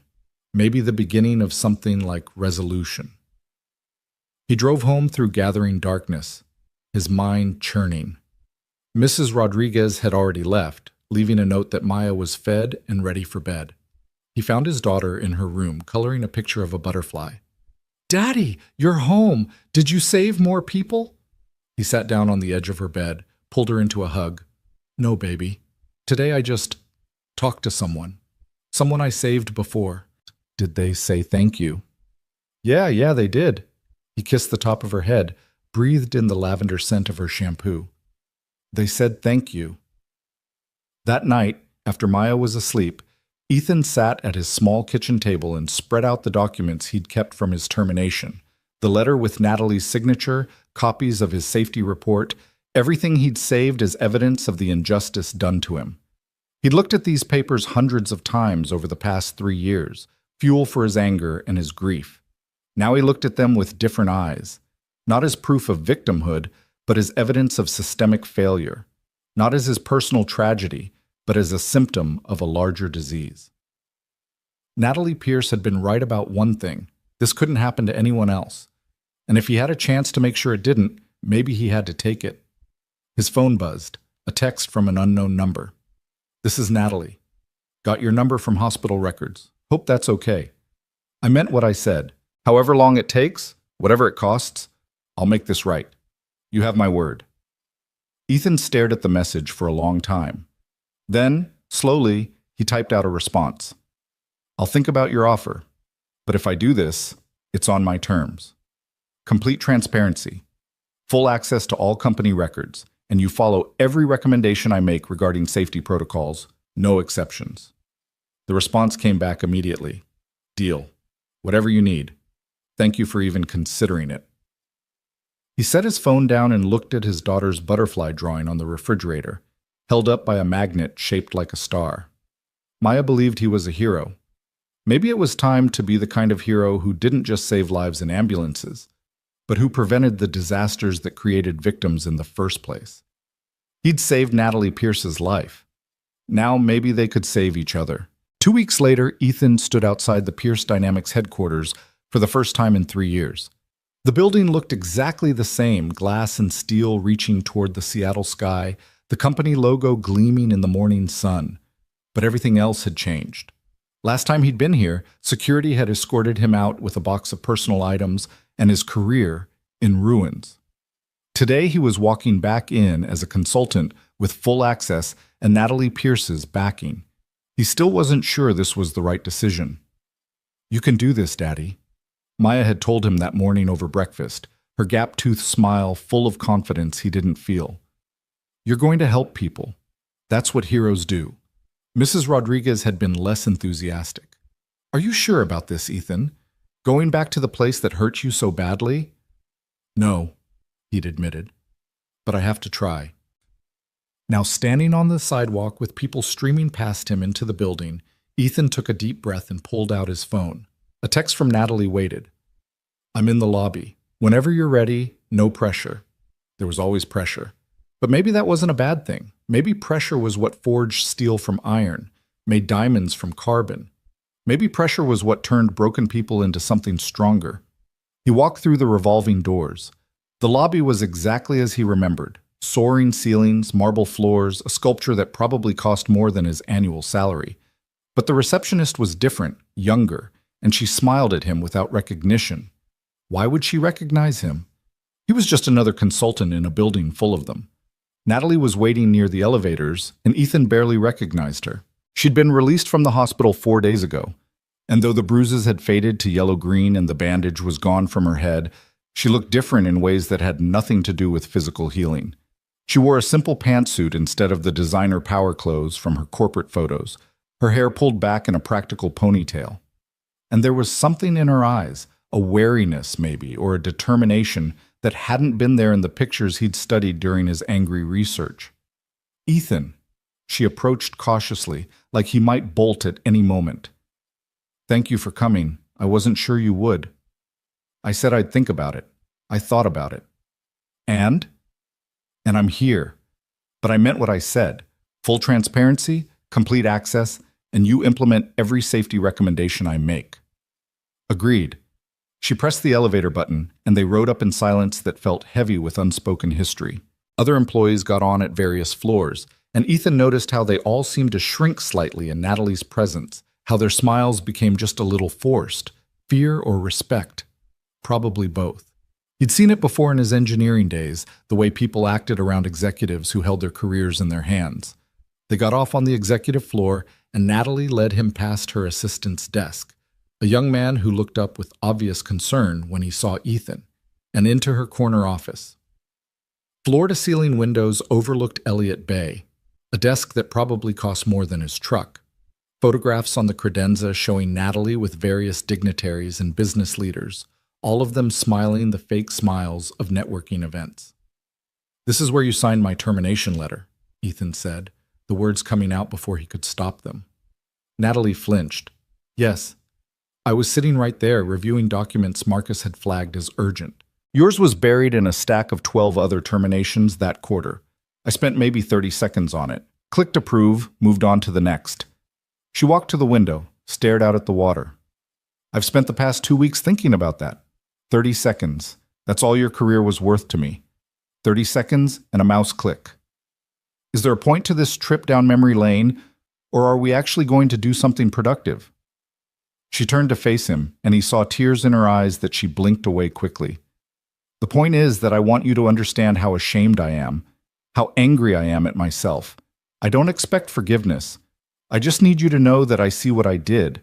I see it clearly now. Seeing it doesn't change it. No, but maybe doing something about it can. She moved to her desk, pulled out a thick folder. These are all the files related to Marcus Hale's activities over the past 5 years. Every cost-cutting initiative, every terminated employee, every buried safety concern. I've been reviewing them every night since I got home from the hospital. The pattern is clear once you know what to look for. He's been systematically prioritizing short-term profits over long-term safety and stability. Ethan took the folder, flipped through the pages. Dozens of names he didn't recognize, all with termination dates within weeks of filing safety or ethics complaints. Jesus, how many? 47 that we've found so far, and those are just the ones who filed formal complaints. How many more just kept their heads down and stayed quiet? How many potential disasters are we sitting on because good engineers were too scared to speak up? He sank into one of the leather chairs facing her desk, the weight of the folder heavy in his hands. 47 people. 47 careers destroyed, families disrupted, lives derailed. And he'd been just one of them. Not special, not unique, just another inconvenient truth that Marcus Hale had buried. So what's the plan? He asked. You can't just fire him without evidence that will hold up legally. He'll lawyer up, claim wrongful termination, tie you in court for years. I know. That's why I need your help. Natalie sat in the chair next to him instead of behind her desk, a deliberate choice that didn't escape his notice. Equal footing, not boss and subordinate. I need someone who understands the technical side, who can review these cases and identify the real safety issues versus the manufactured ones. Someone who can build an airtight case that even Marcus's lawyers can't fight. And you think that someone is me? I know it is. You proved it 3 years ago when you filed that report on the PD-7. You were right then, Ethan. Let's prove you were right in a way that makes sure this never happens again. He wanted to say no. Wanted to throw the folder in her face and walk out.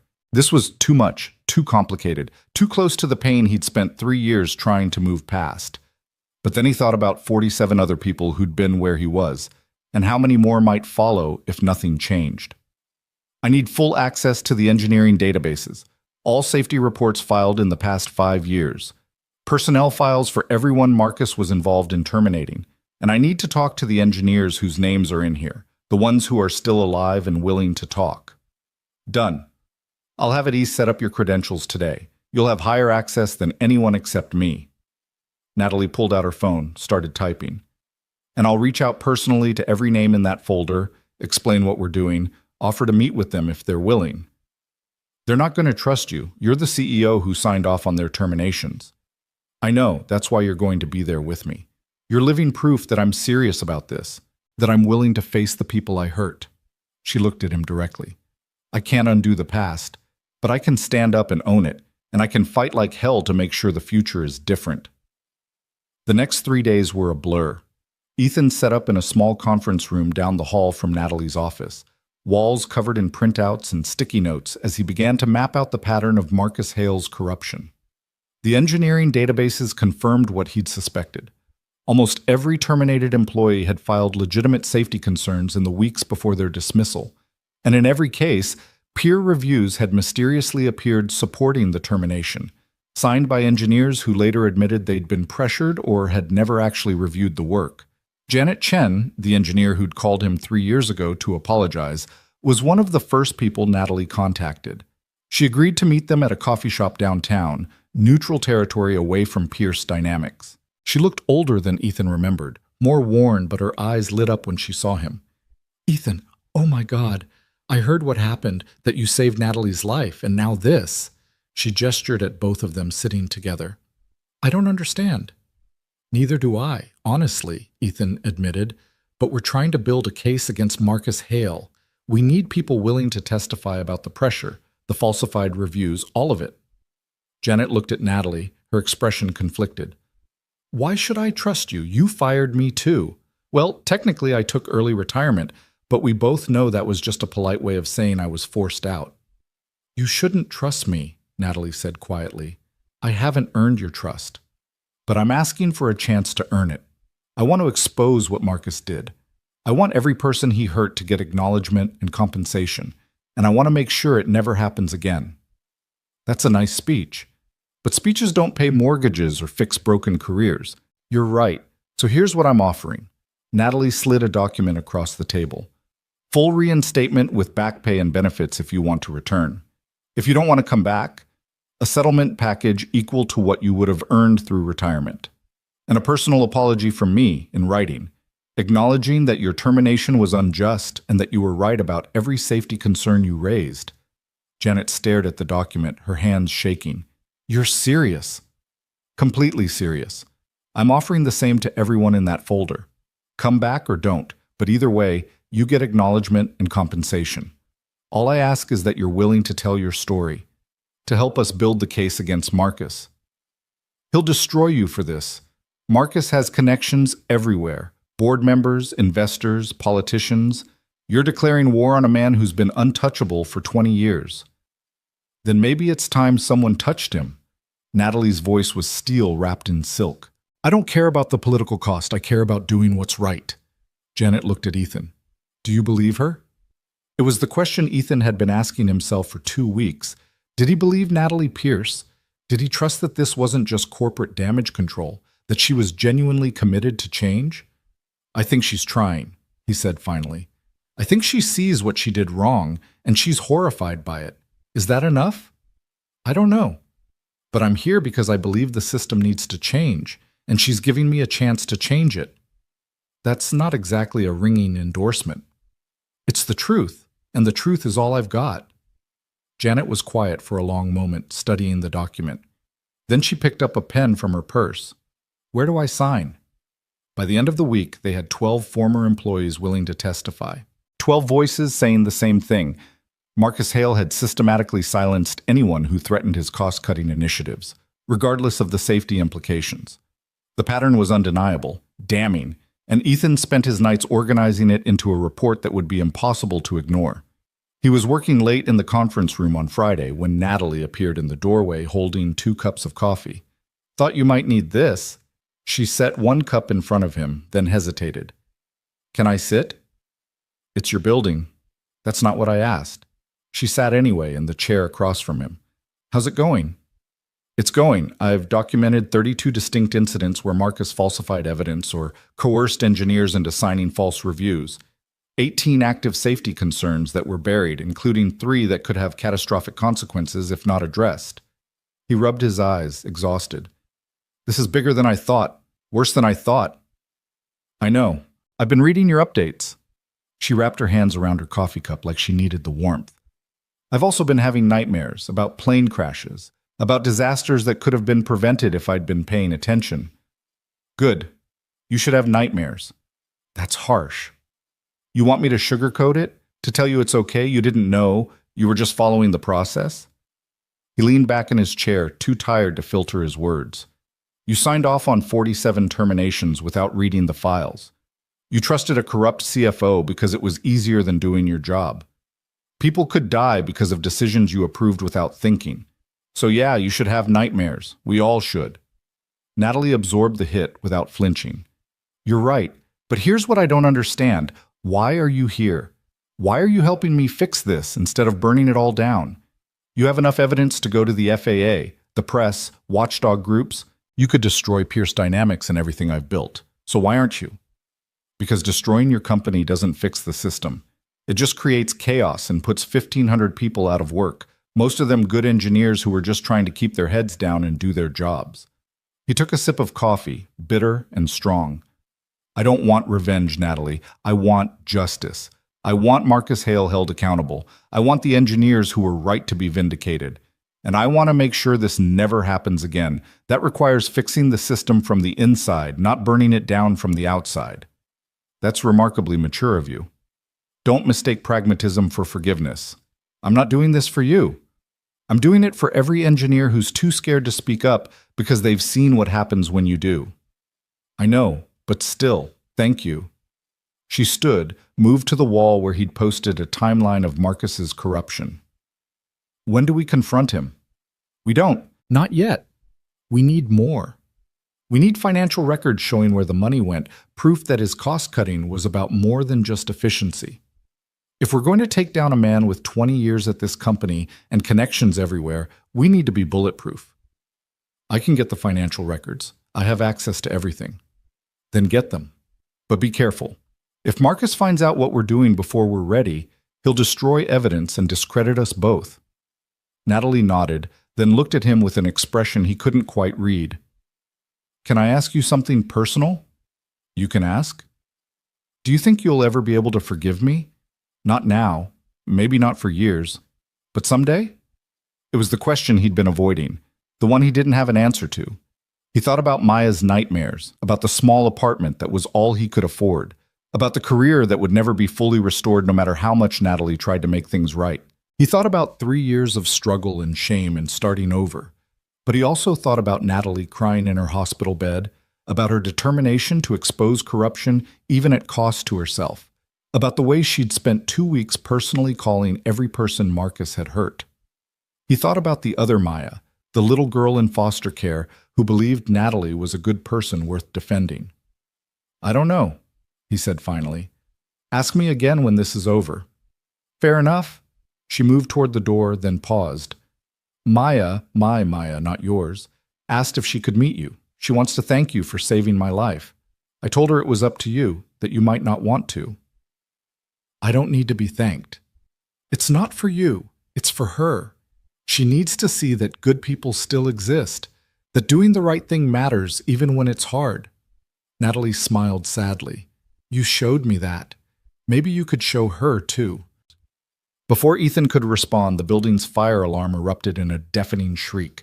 Emergency lights flashed. Natalie's head snapped up, confusion turning quickly to concern. That's not a drill. We need to evacuate.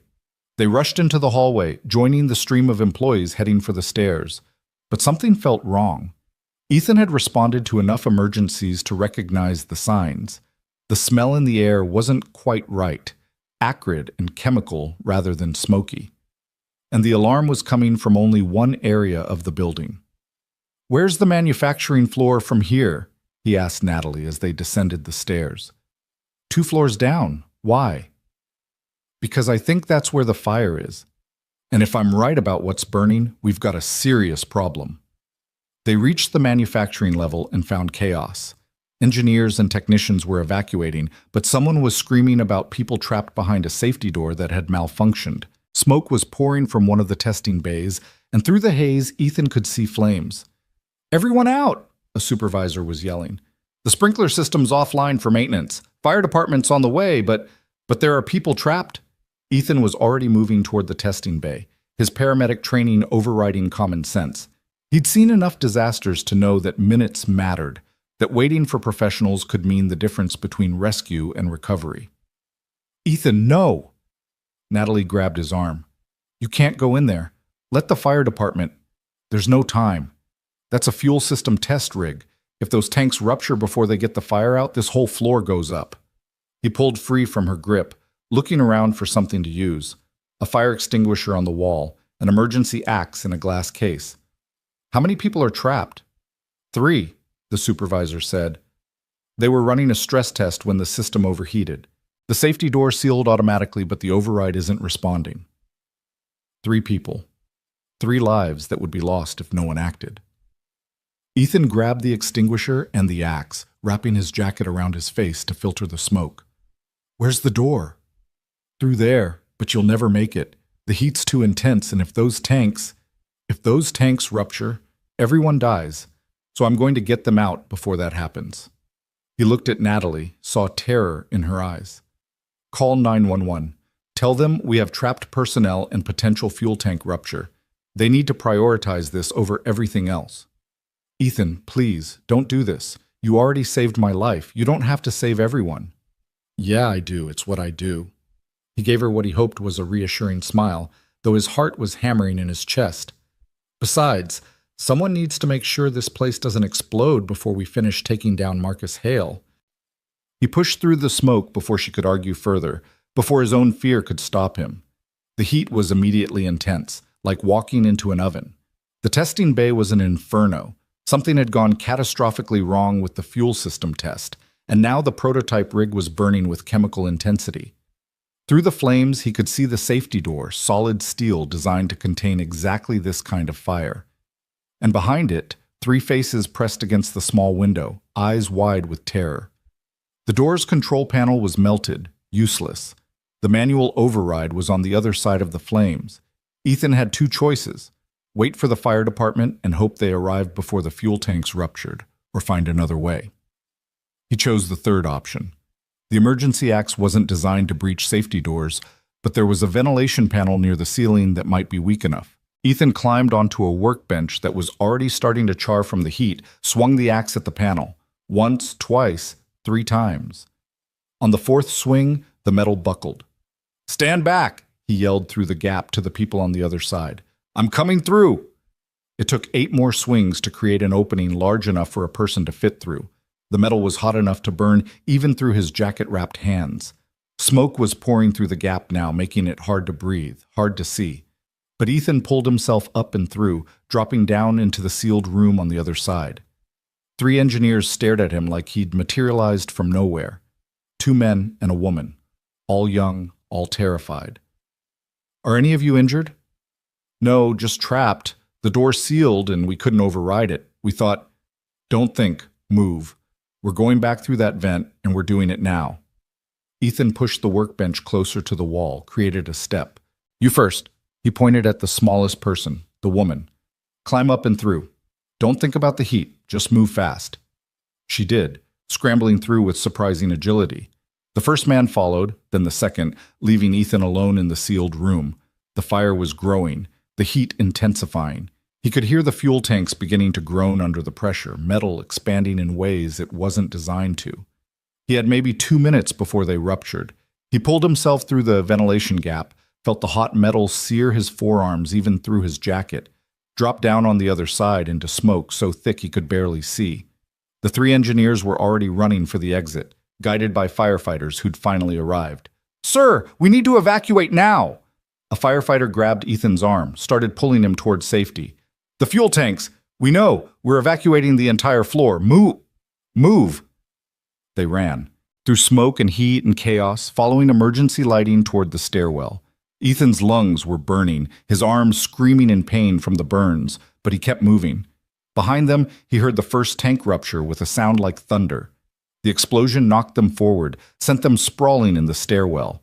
A fireball rolled overhead, flames licking at the ceiling. Then firefighters were pulling them down the stairs, away from the inferno, into the lobby where paramedics were already setting up triage. Ethan collapsed against a wall, coughing so hard he thought his lungs might burst. Someone pressed an oxygen mask to his face. Someone else was cutting away his jacket, exposing the burns on his forearms. Through the chaos, he heard Natalie's voice. "Ethan! Oh God, Ethan, are you okay?" She dropped to her knees beside him, her face streaked with soot and tears. Behind her, Marcus Chen appeared. His paramedic partner had responded to the call. Of course he had. "Ward, you stupid brave idiot!" Marcus was already assessing his injuries with professional efficiency. "Second-degree burns on both forearms, possible smoke inhalation. We need to transport you." "The people I got out?" Ethan managed between coughs. "Safe. All 3 safe because of you." Marcus started an IV line. "You just saved 3 lives while risking your own. Pretty standard Tuesday for you, huh?" "Is everyone out?" He grabbed Marcus's arm. "The whole floor? Everyone's accounted for. You got the last ones." Marcus looked at Natalie. "He's going to be okay, but we need to transport him for observation and treatment." "I'm going with him." Natalie's voice left no room for argument. "No, you're not." Ethan pulled the oxygen mask aside despite Marcus's protests.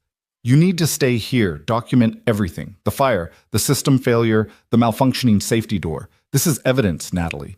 This is what happens when you cut corners on safety."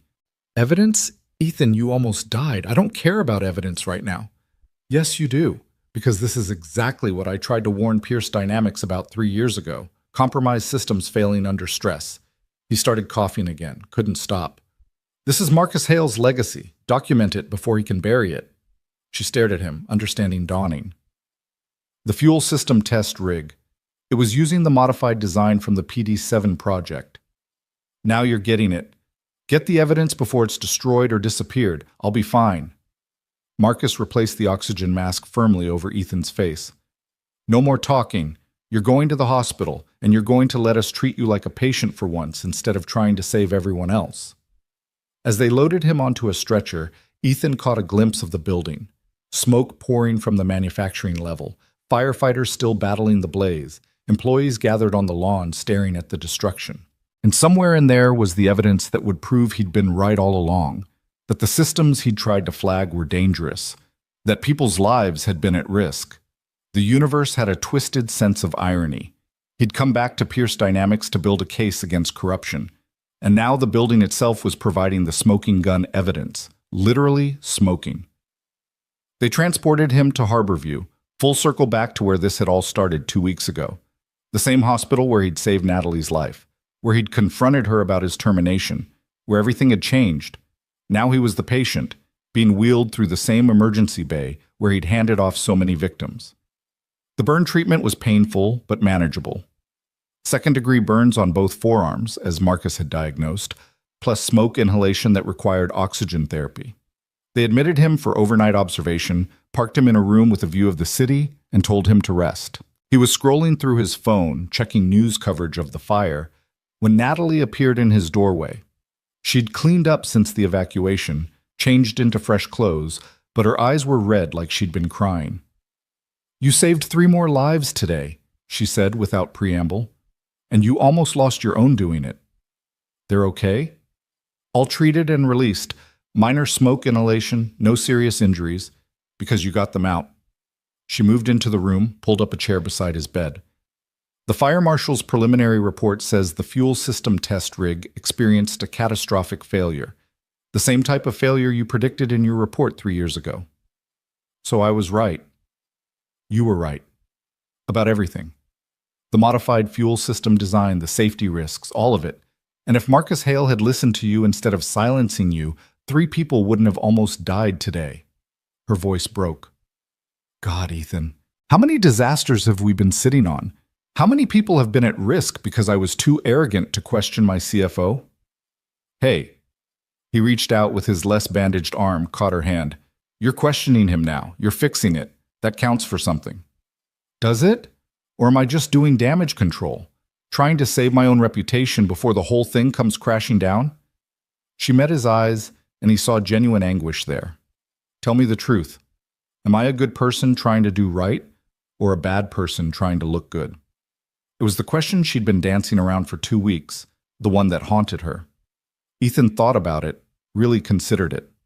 The Natalie Pierce who'd signed his termination without reading it, that person had been careless, negligent, more concerned with efficiency than with justice. But the Natalie Pierce sitting beside his hospital bed, crying over people she'd almost lost, determined to expose corruption at any cost.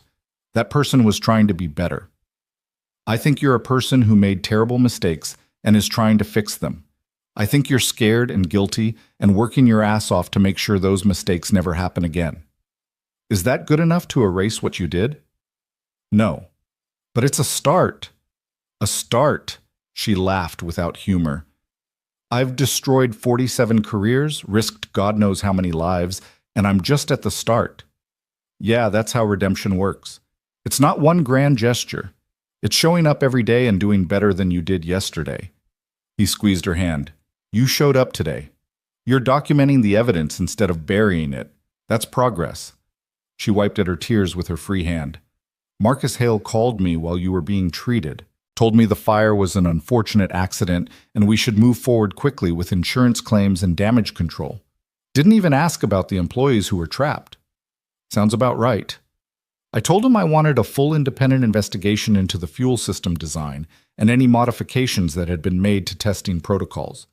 He said that wasn't necessary, that it would just invite liability. I said I didn't care about liability, I cared about the truth.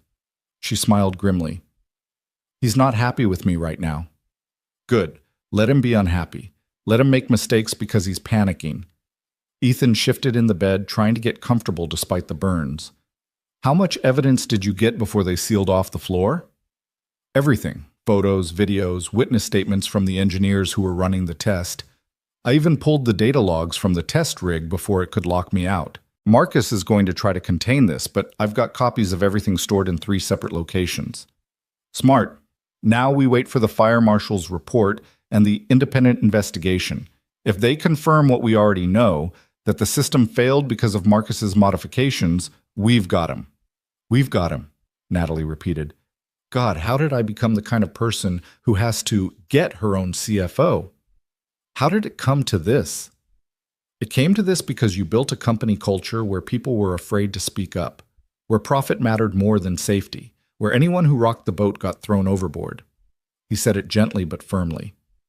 You didn't do the corrupt things Marcus did, but you created the environment where he could do them. That's on you, and fixing it is also on you. She absorbed the criticism without flinching. You're right. Again, you're always right, and I'm always having to catch up. Then catch up faster, because we're running out of time. Marcus knows we're investigating him. Today's fire just gave us ammunition, but it also put him on notice. He's going to start covering his tracks, preparing his defense. We need to move before he does. They talked for another hour, planning their next steps. Natalie would push for the independent investigation while Ethan reviewed the test rig data from his hospital bed. They'd reach out to more former employees, build their case bigger and stronger, and they'd be ready when Marcus made his move, because he would make a move. Men like Marcus Hale didn't go down without a fight. After Natalie left, Ethan lay in the hospital bed and stared at the ceiling, his arms throbbing despite the pain medication. He'd almost died today. Again. Seemed like it was becoming a habit, saving Natalie, saving the trapped engineers, putting his own life on the line because that's what heroes did, right? Except he didn't feel like a hero. He felt tired and scared and increasingly aware that he was playing a dangerous game with a dangerous man. Marcus Hale had destroyed 47 careers. What would he do to protect himself now that his crimes were being exposed? His phone buzzed, a text from Maya. Mrs. Rodriguez says you're in the hospital again.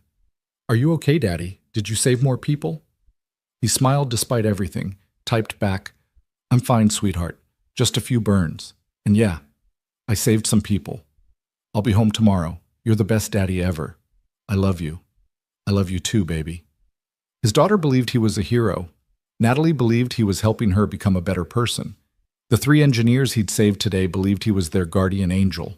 But Ethan just felt like a man who kept finding himself in impossible situations and refusing to walk away. Maybe that was what being a hero meant, not grand gestures or perfect choices, but showing up when it mattered and doing what needed to be done, even when it cost you everything. He'd saved Natalie Pierce's life 2 weeks ago. Today she'd watched him risk his own life to save others. And somewhere in the overlap of those 2 moments, something had shifted between them. Not forgiveness, he wasn't ready for that. But maybe partnership, maybe the beginning of something that looked like redemption for both of them. His phone buzzed again. Another text from Natalie. Thank you. For today, for everything.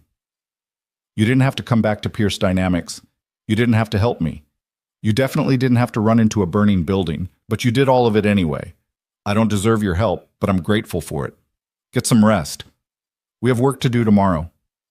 Ethan set his phone aside and closed his eyes. Tomorrow, they'd continue building the case against Marcus Hale. Tomorrow, they'd fight for justice and safety and all the things that should have mattered from the beginning. Tomorrow, they'd take one more step toward redemption. But tonight, he just needed to rest, to let his burns heal and his lungs clear and his battered body recover from another impossible choice. He'd saved 4 lives in 2 weeks, Natalie and the 3 engineers. Not bad for a man who'd supposedly lost everything. Maybe he was building something new from the ruins of what he'd lost. Maybe that's what second chances looked like. Not restoring the past, but creating a better future. He fell asleep thinking about Maya's butterfly drawing on his refrigerator, and how sometimes broken things needed to become something completely different before they could fly again. The fire marshal's report arrived 5 days later, and it was even more damning than Ethan had hoped. Catastrophic system failure due to modified fuel injection protocols that operated outside manufacturer specifications. 3 separate safety redundancies that should have prevented the fire had been disabled or circumvented during installation. The testing rig had been a disaster waiting to happen, and it was only luck and Ethan's intervention that had prevented fatalities. Ethan was back in the Pierce Dynamics conference room, his bandaged forearms a constant reminder of how close they'd all come to tragedy, when Natalie walked in with the report and a grim expression. The fire marshal's recommending a full FAA investigation into all Pierce Dynamics engine designs and testing protocols for the past 5 years. They're also flagging potential criminal negligence charges for whoever approved the modifications. She set the report on the table, and Ethan could see her hands shaking. This is it? This is the proof we needed. It's the proof that the modifications were dangerous. We still need to prove Marcus ordered them and knew they were dangerous. Ethan pulled up the financial records Natalie had gotten him access to, spreadsheets showing cost savings from various initiatives. But I think I found the connection. Look at this. He turned his laptop so she could see. A series of payments from Pierce Dynamics to a consulting firm called Apex Solutions, totaling nearly $8 million over 4 years. Payments that corresponded exactly with the timing of various cost-cutting initiatives, including the fuel system modifications. Apex Solutions. I don't recognize that name. Natalie leaned closer, studying the numbers. You wouldn't. It's a shell company, but if you trace the ownership through 3 layers of corporate structures, you end up here. He pulled up another document, a business registration showing the ultimate beneficial owner of Apex Solutions. Marcus Hale and his brother-in-law. He's been paying himself consulting fees for implementing cost-cutting measures. He had a financial incentive to keep cutting corners, and he's been profiting from it personally. Natalie's face went white. That's embezzlement. That's fraud. That's a federal crime. Multiple federal crimes, actually. The embezzlement, the fraud, the falsified safety reports. We're not just talking about wrongful terminations anymore. We're talking about prison time. She sank into a chair looking like she might be sick. I trusted him. For 4 years, I trusted him to manage the company's finances, and he was stealing from us the whole time. He was counting on your trust, on your focus being elsewhere, on you signing documents without reading them. Ethan said it gently, but the point needed to be made. This is what happens when executives don't do their due diligence, when they trust the system more than they trust their own judgment. I know, God, I know. She put her head in her hands. What do we do now? Take this to the board, to the authorities? Both. But we need to be strategic about timing. Marcus has friends on the board. If we go to them first, he'll get tipped off and have time to destroy evidence or flee. We need to go to the FBI first, let them secure the evidence, and then present it to the board as a done deal. The FBI, Jesus. Natalie looked up at him, fear clear in her eyes. This is going to destroy the company. The scandal, the investigation, the lawsuits. Pierce Dynamics might not survive this. Would that be such a bad thing? If the company's foundation is this rotten? There are 1,500 employees who depend on this company for their livelihoods. Good people who had nothing to do with Marcus's corruption. They don't deserve to lose their jobs because of his crimes and my negligence. Ethan thought about that. She was right. There were innocent people who would be hurt if Pierce Dynamics went under. But there were also innocent people who'd be hurt if nothing changed, if the corruption continued, if another system failed and people died. Then we rebuild. We expose the corruption, remove everyone involved, implement real oversight and safety protocols. We make Pierce Dynamics into what it should have been all along, a company that puts safety and integrity first. He met her eyes. But that means you have to be willing to sacrifice everything. Your reputation, your position, maybe even your freedom if the investigation finds you legally culpable for any of this. Are you ready for that? She was quiet for a long moment, and Ethan could see the struggle on her face. This was the moment that would define her, not the speeches or the good intentions, but the actual choice between self-preservation and doing what was right. I'm ready, she said finally. Let's call the FBI. The next 48 hours were a whirlwind. FBI agents arrived at Pierce Dynamics with search warrants, seizing computers and documents while shell-shocked employees watched. Marcus Hale was arrested at his home, charged with embezzlement, fraud, and reckless endangerment. His lawyer immediately started spinning a narrative about Marcus being a scapegoat for company-wide failures, but the evidence was too strong, too clear. Natalie held a press conference, standing in front of cameras and reporters, and admitting everything. The corruption, the buried safety concerns. her own negligence in signing documents without proper review. She announced her immediate resignation as CEO, the formation of an independent oversight committee to review all company operations, and a victim compensation fund for everyone who'd been wrongfully terminated. Ethan watched from the back of the room as she faced the hostile questions, the accusations, the demands for accountability. She didn't deflect or make excuses. She stood there and took it, admitting fault, promising change, looking more tired and more human than he'd ever seen her. When it was over, when the reporters finally dispersed and Natalie walked off the stage, she looked like she might collapse. Ethan caught her arm, steadied her. "You did good up there. I destroyed my father's legacy. I'm probably going to be sued into oblivion, and I just made myself unhireable as a CEO for the rest of my life." She laughed weakly. "But yeah, I told the truth, so that's something. It's everything." He helped her to a chair, got her a bottle of water. "The truth was all that mattered. The rest is just consequences." "Easy for you to say. You're not the one facing lawsuits and professional ruin. Been there, done that, bought the t-shirt 3 years ago." He sat beside her. "You'll survive this, Natalie. You'll rebuild. Different life, different path, but you'll survive." She looked at him with red-rimmed eyes. "How do you do it? How do you keep believing in people after everything you've been through?" "I don't believe in people. I believe in choices. You made bad choices 3 years ago. You're making better choices now. That's all any of us can do. Make the next choice a little better than the last one." His phone buzzed. A text from Marcus Chen. "Turn on the news. Channel 7. Ethan pulled out his phone, found a live stream. A press conference at the FBI field office, agents announcing the arrest of Marcus Hale and 3 other Pierce Dynamics executives who'd been part of the corruption scheme. The anchor was calling it one of the largest corporate fraud cases in Seattle history, comparing it to Enron and other massive corporate scandals. "Well," Natalie said softly, watching the screen, "I guess we're famous now. Infamous is more accurate. Is there a difference?" "Not really." They sat together in the empty conference room, watching the news coverage, and Ethan felt the weight of the past 3 weeks finally settling on his shoulders. He'd saved Natalie's life. He'd confronted his past. He'd exposed corruption. He'd nearly died in a fire.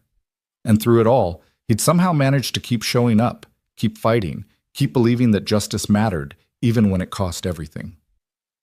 "Ethan," Natalie's voice was small, hesitant. "Do you think you'll ever forgive me?" It was the question she'd asked before, the one he hadn't been able to answer. He thought about it now, really thought about it. Did he forgive her? For signing his termination without reading it? For trusting a corrupt system? For 3 years of struggle and pain? "I don't know if I forgive you," he said honestly, "but I don't hate you anymore. And maybe that's a start." "I'll take it." She smiled through tears. "It's more than I deserve." The board of directors held an emergency meeting that evening, and Natalie attended despite having resigned. They needed her testimony, her evidence, her willingness to stand up and tell the truth about what had happened. Ethan waited outside the boardroom, his bandaged arms crossed, listening to raised voices through the heavy door. When Natalie finally emerged 2 hours later, she looked shell-shocked. "They've accepted my resignation. They're appointing an interim CEO and bringing in a consulting firm to do a complete overhaul of company operations and safety protocols." She leaned against the wall, exhausted. "They also voted to reinstate you. Full reinstatement as a senior systems analyst with back pay, benefits, and a formal apology from the board." Ethan stared at her. "What?" "You were right 3 years ago. The board acknowledges that. They want you back, Ethan. They want you to help rebuild the engineering department, to implement the safety protocols you should have been able to implement the first time." She pushed off the wall, looked at him directly. "They're offering you a position on the new Safety Oversight Committee. Real authority, real budget, real power to make changes. I'm a paramedic now. I have a life, a daughter, a career." "I know. And I'm not asking you to give that up. But maybe you could do both. Consult for Pierce Dynamics, help us build something better, and still do the work that matters to you." She paused. "Or maybe you tell us all to go to hell and walk away. That would be fair too." He should walk away. Should take his vindication and his acknowledgement and leave Pierce Dynamics in his rearview mirror forever. But he thought about the trapped engineers he'd saved from the fire, about the 47 people who'd been wrongfully terminated, about all the future engineers who'd need someone to protect them from the Marcus Hales of the world. "I'll think about it," he said, and saw hope flicker in Natalie's eyes. Over the next few weeks, the investigation expanded. The FAA launched a comprehensive review of all Pierce Dynamics aircraft engine designs. Other former employees came forward with additional evidence of corruption and safety violations. Marcus Hale's lawyer tried to negotiate a plea deal, but the prosecutors weren't interested. They wanted to make an example, to show that corporate executives couldn't sacrifice safety for profit without consequences. Ethan went back to his paramedic shifts, grateful for the simplicity of emergency calls and clear protocols. But he also started consulting with Pierce Dynamics' new interim CEO, a woman named Dr. Sarah Morrison, who'd built her reputation on corporate ethics and safety culture transformation.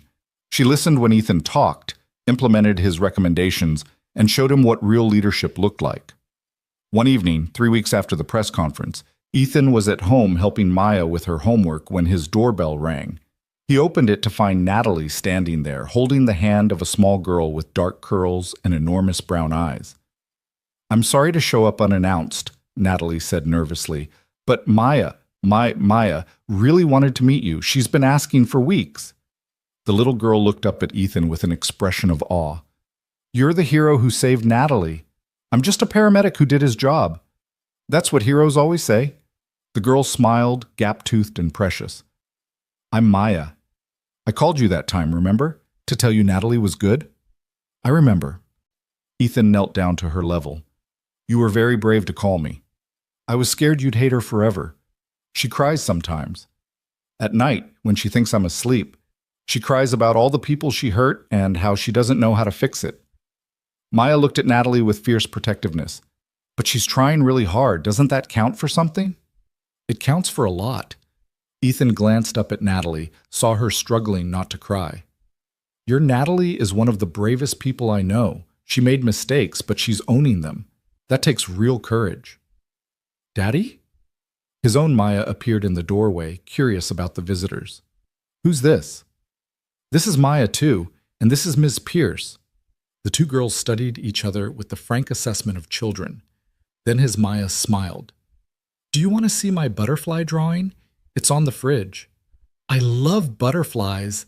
Natalie's Maya lit up, and just like that, the girls disappeared into the apartment, chattering away like old friends. Ethan and Natalie stood in the doorway, watching them go, and he saw something shift in her expression, a softness he hadn't seen before, a glimpse of the person she might have been if she'd never inherited the weight of Pierce Dynamics. "She's a good kid," he said. "She's the best thing in my life. The only thing that kept me going through all of this." Natalie hugged herself, vulnerable in a way she never was at work. Her mother died in a car accident 2 years ago. No other family.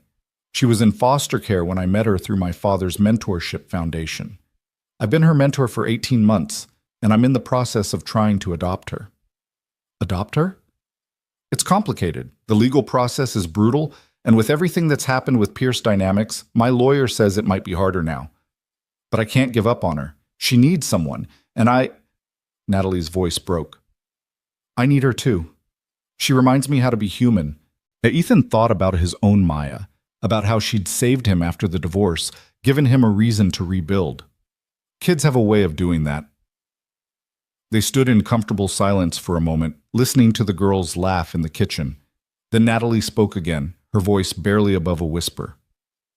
"The Pierce Safety Trust. I want to establish it formally. A foundation that protects whistleblowers, funds safety research, and provides compensation for people who've been punished for speaking up." She looked at him. "I want you to help me run it. Not as an employee, as a partner. Equal say in how the money gets spent, who gets helped, what causes we support." "Natalie, I know you don't trust me yet.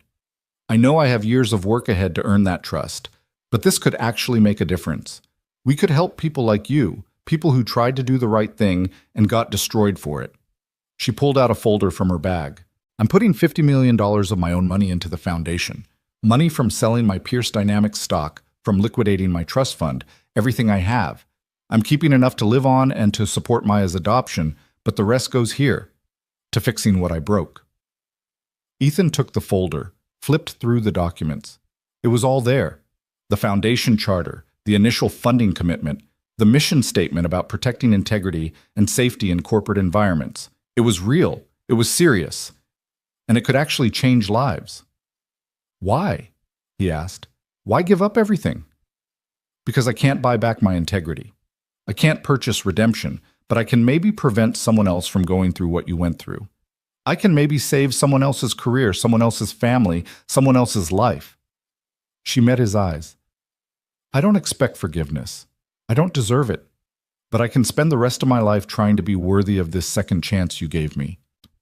Before Ethan could respond, both Mayas came running back, his daughter holding a drawing of two butterflies flying together, Natalie's Maya holding the butterfly drawing from his fridge. Look, Daddy, we both love butterflies. Can Maya come play again sometime? His daughter's eyes were bright with hope. He looked at the two girls, both named Maya, both precious beyond measure. He looked at Natalie, broken and rebuilding, trying so hard to be better. He thought about second chances and redemption and how sometimes the people who hurt you the most could also help you heal if you let them. Yeah, baby, Maya can come play again. His daughter cheered. Natalie's Maya hugged her, and the two of them started planning a play date with the enthusiasm only children could muster. Above their heads, Natalie mouthed thank you to Ethan, and he saw everything she was trying to say. Gratitude for his mercy, hope for the future, acknowledgement of the long road ahead. The foundation, he said, pulling her attention back. I'll help you build it, but I'm not giving up paramedic work and I'm not pretending we're friends. We're partners in this project, nothing more. That's more than fair. That's more than I hoped for. And you implement every safety recommendation I make for Pierce Dynamics. No exceptions, no compromises, no cost-benefit analyses that prioritize money over lives. Done. Absolutely done. Then I guess we're doing this.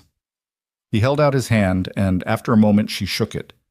Not forgiveness, not yet, but partnership, collaboration. Two broken people trying to build something good from the wreckage of what they'd both lost. The months that followed were transformative. Marcus Hale was convicted on 19 counts of fraud and reckless endangerment, sentenced to 12 years in federal prison. 3 other executives took plea deals in exchange for testimony. The FAA investigation resulted in a complete overhaul of Pierce Dynamics safety protocols and millions in fines, but the company survived thanks to Dr. Morrison's leadership and the credibility Ethan brought as the whistleblower who'd been right all along. The Pierce Safety Trust became operational 6 months after that conversation in Ethan's doorway. They funded legal defense for whistleblowers, provided financial support for engineers who'd been wrongfully terminated, and sponsored research into corporate safety culture.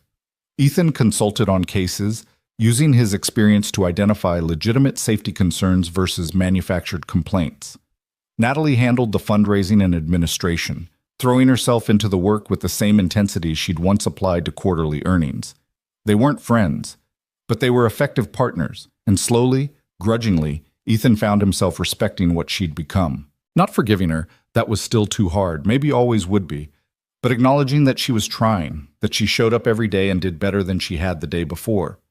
1 year after the fire, Pierce Dynamics held a ceremony honoring the 3 engineers Ethan had saved. They presented him with a commendation and invited him to speak.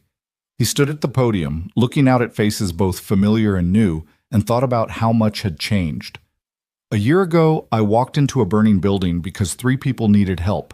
I didn't think about the risk. I didn't weigh the cost-benefit analysis. I just saw people in danger and knew I had to act. He paused, gathering his thoughts. That's what safety culture should look like.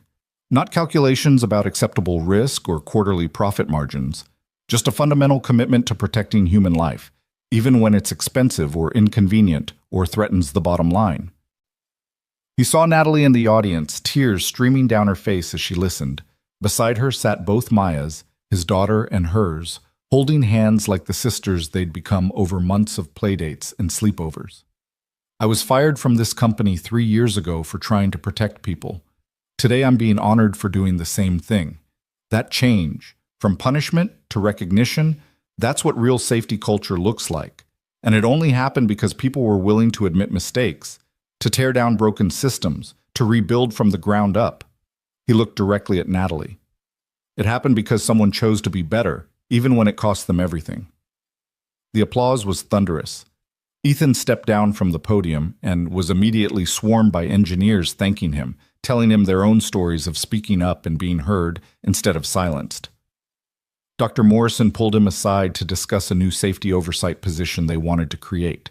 The 3 engineers he'd saved from the fire presented him with a framed photo of the 4 of them, smiling and alive. Through it all, Natalie hung back, letting others have their moment with him. But when the crowd finally cleared, she approached with both Mayas in tow. "That was a beautiful speech," she said quietly. "It was the truth." "The truth is beautiful." She smiled, tired but genuine. "I have news. The adoption went through. Maya is officially my daughter as of this morning." "Natalie!" The little girl, his little girl now, legally and completely, hugged her fiercely. "I have a mom, a real mom." Ethan felt his throat tighten. "Congratulations, both of you. Thank you for everything, for saving my life, for giving me a chance to be better, for helping me become someone worthy of being this amazing kid's mother." Natalie rested her hand on Maya's curly head. "I know I don't deserve this happiness. I know there are 47 people who didn't get their happy endings because of me, but I'm going to spend the rest of my life trying to earn it." "You're doing the work. That's all anyone can ask." His own Maya tugged at his sleeve. "Daddy, can we all go celebrate, like a family?" The word hung in the air between them. Family. They weren't family, not really. Just 2 single parents with daughters who happened to share a name, connected by tragedy and redemption and the complicated work of becoming better people. But maybe that was family too. Not blood or obligation, but choice. The choice to show up, to support each other, to build something new from broken pieces. "Yeah, baby," Ethan said, looking at Natalie and seeing the same tentative hope in her eyes. "We can celebrate together." They went to Maya's favorite pizza place. The 4 of them squeezed into a booth, the girls chattering excitedly about their new sister status, while Ethan and Natalie navigated the awkward small talk of people learning to be friends after being enemies. It wasn't perfect. It was sometimes uncomfortable. But it was real and honest, and maybe that was enough. Over the next year, the awkwardness faded. Natalie started training as an EMT, volunteering alongside Ethan at community health clinics on weekends. She was terrible at it at first, squeamish about blood, uncertain with patients, but she kept showing up, kept learning, kept trying to be useful. Ethan found himself teaching her, correcting her technique, and occasionally laughing at her mistakes in a way that felt almost affectionate. The 2 Mayas became inseparable, spending as much time together as their parents' schedules allowed. Sleepovers became regular occurrences, joint birthday parties, school projects completed together at one kitchen table or the other. They were building something, not a traditional family, but a chosen one, bound by shared experience and mutual commitment to being better. Ethan still worked his paramedic shifts, still saved lives in ambulances racing through Seattle streets. But he also consulted for Pierce Dynamics and the Safety Trust, using his hard-won expertise to protect other engineers from the fate he'd suffered. He testified before Congress about corporate safety culture. He gave talks at engineering schools about the importance of speaking up. He became, despite himself, something of a hero in the safety community. And slowly, so slowly he almost didn't notice it happening, the anger faded. Not completely, he didn't think it ever would completely, but enough that he could look at Natalie and see a person instead of a signature, see someone trying, struggling, showing up day after day to do better. 2 years after saving her life, Ethan was teaching a CPR class at Maya's school. Both Mayas were in the audience, along with their classmates, when he looked up and saw Natalie watching from the doorway. She'd completed her EMT certification 3 months earlier, and she wore her uniform with the same pride he'd once felt in his engineering credentials. After class, she approached him. "The fire department is doing a recruitment drive. They asked if I wanted to apply to the paramedic training program." "Are you going to?" "I think so. It seems right, somehow. Spending my life saving people instead of..." instead of what I was doing before. She smiled tentatively. Would that be weird? If we ended up working together sometimes? Probably, but we're already weird. Might as well embrace it. She laughed, and it struck him that he couldn't remember the last time he'd heard her laugh. Not the polite corporate laugh from press conferences, but a real one, unguarded and genuine. Ethan, can I ask you something? She turned serious again. That question I asked you in the hospital, about forgiveness. Can I ask it again? He thought about it. About 3 years of rebuilding, of partnership, of watching her transform from the careless CEO who'd signed his termination to the woman who spent her weekends teaching CPR to underserved communities. About the foundation they'd built together, the lives they'd saved, the systems they'd changed. I think you already know the answer. Do I? You saved 3 people from that fire alongside me last month. You've helped us compensate 47 wrongfully terminated employees. You gave up everything to do what was right. He met her eyes. You've earned redemption, Natalie. Maybe not forgiveness. I don't know if I'll ever fully forgive you. But redemption? Yeah, you've earned that. Tears welled in her eyes. Thank you. That means more than you know. Don't thank me. You did the work. I just showed up and watched. You did more than watch. You saved my life. Twice. Once in that ambulance, and once by believing I could be better than I was. The 2 Mayas came running over then, demanding to know if they could demonstrate CPR for their classmates. Natalie wiped her tears and said yes, of course, and together they showed the girls proper hand placement and compression depth. Working together, teaching together, being better together than either could be alone. That night, after dropping his Maya at home and promising Mrs. Rodriguez she'd get a raise for her endless patience, Ethan stood on his small balcony and looked out at Seattle, the same city where his life had fallen apart 3 years ago. The same streets he'd driven through as a paramedic, saving strangers, rebuilding himself piece by piece. His phone buzzed, a text from Natalie. Both Mayas are asleep, just wanted to say thank you again. For everything, for giving me a chance when I didn't deserve it, for being patient while I figured out how to be better, for being the kind of person who saves lives even when it costs you everything. You're a better man than I'll ever be a woman, but I'm going to keep trying. He typed back, You're trying. That's what matters. See you at the clinic this weekend? I'll be there. Someone's got to make sure you don't hog all the hero moments. He smiled at that, pocketed his phone, and went inside. Tomorrow, he had a paramedic shift. Tomorrow, he'd save more lives, teach more classes, continue the work of making sure no one else had to choose between their integrity and their livelihood. Tomorrow, he'd be a hero. Not because he was special, but because he kept showing up. But tonight, he was just a father checking on his sleeping daughter, kissing her forehead, and being grateful for second chances. His own and Natalie's, and the chance they'd both been given to build something good from the ashes of what had been destroyed. 3 years ago, Natalie Pierce had signed a letter that ruined his life. 2 years ago, he'd saved her life in return.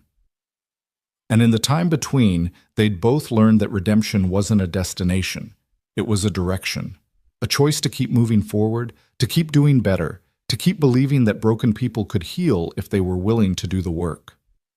Ethan Ward had been an engineer, then a paramedic, then something harder to define, a bridge between what was broken and what could be repaired. He'd saved Natalie Pierce's life twice, but she'd helped save his too by showing him that forgiveness wasn't about forgetting the past. It was about building a future where the past's mistakes became lessons instead of life sentences. He fell asleep that night thinking about butterflies, about how caterpillars had to completely dissolve before they could transform into something capable of flight, about how sometimes destruction was necessary for rebirth, about how the most beautiful things often came from the hardest changes. And somewhere across Seattle, Natalie Pierce fell asleep in her own apartment, her newly adopted daughter safe in the next room, and dreamed of ambulances and emergency rooms and a future where she saved lives instead of destroying them. Where every 911 call was a chance to be the person Ethan had seen in her that day in the hospital, someone capable of choosing redemption over self-preservation, someone brave enough to be better. They'd both been broken. They'd both rebuilt. And in the space where their brokenness intersected, They'd created something neither could have built alone. A foundation for protecting others, a friendship forged in the fire of their worst mistakes, and a shared understanding that heroes weren't born perfect. They were made in the moments when they chose to save someone, even when every reason said to walk away. Ethan had saved her life. She'd helped him reclaim his purpose. And together, they'd learned that sometimes the people who hurt you the most could also help you heal, if you were both willing to do the work. If you both showed up day after day and chose to be better than you were yesterday. 3 years, 2 saves, and 1 impossible partnership later, they were still choosing, still showing up, still proving that redemption was possible for anyone brave enough to try. And that was enough.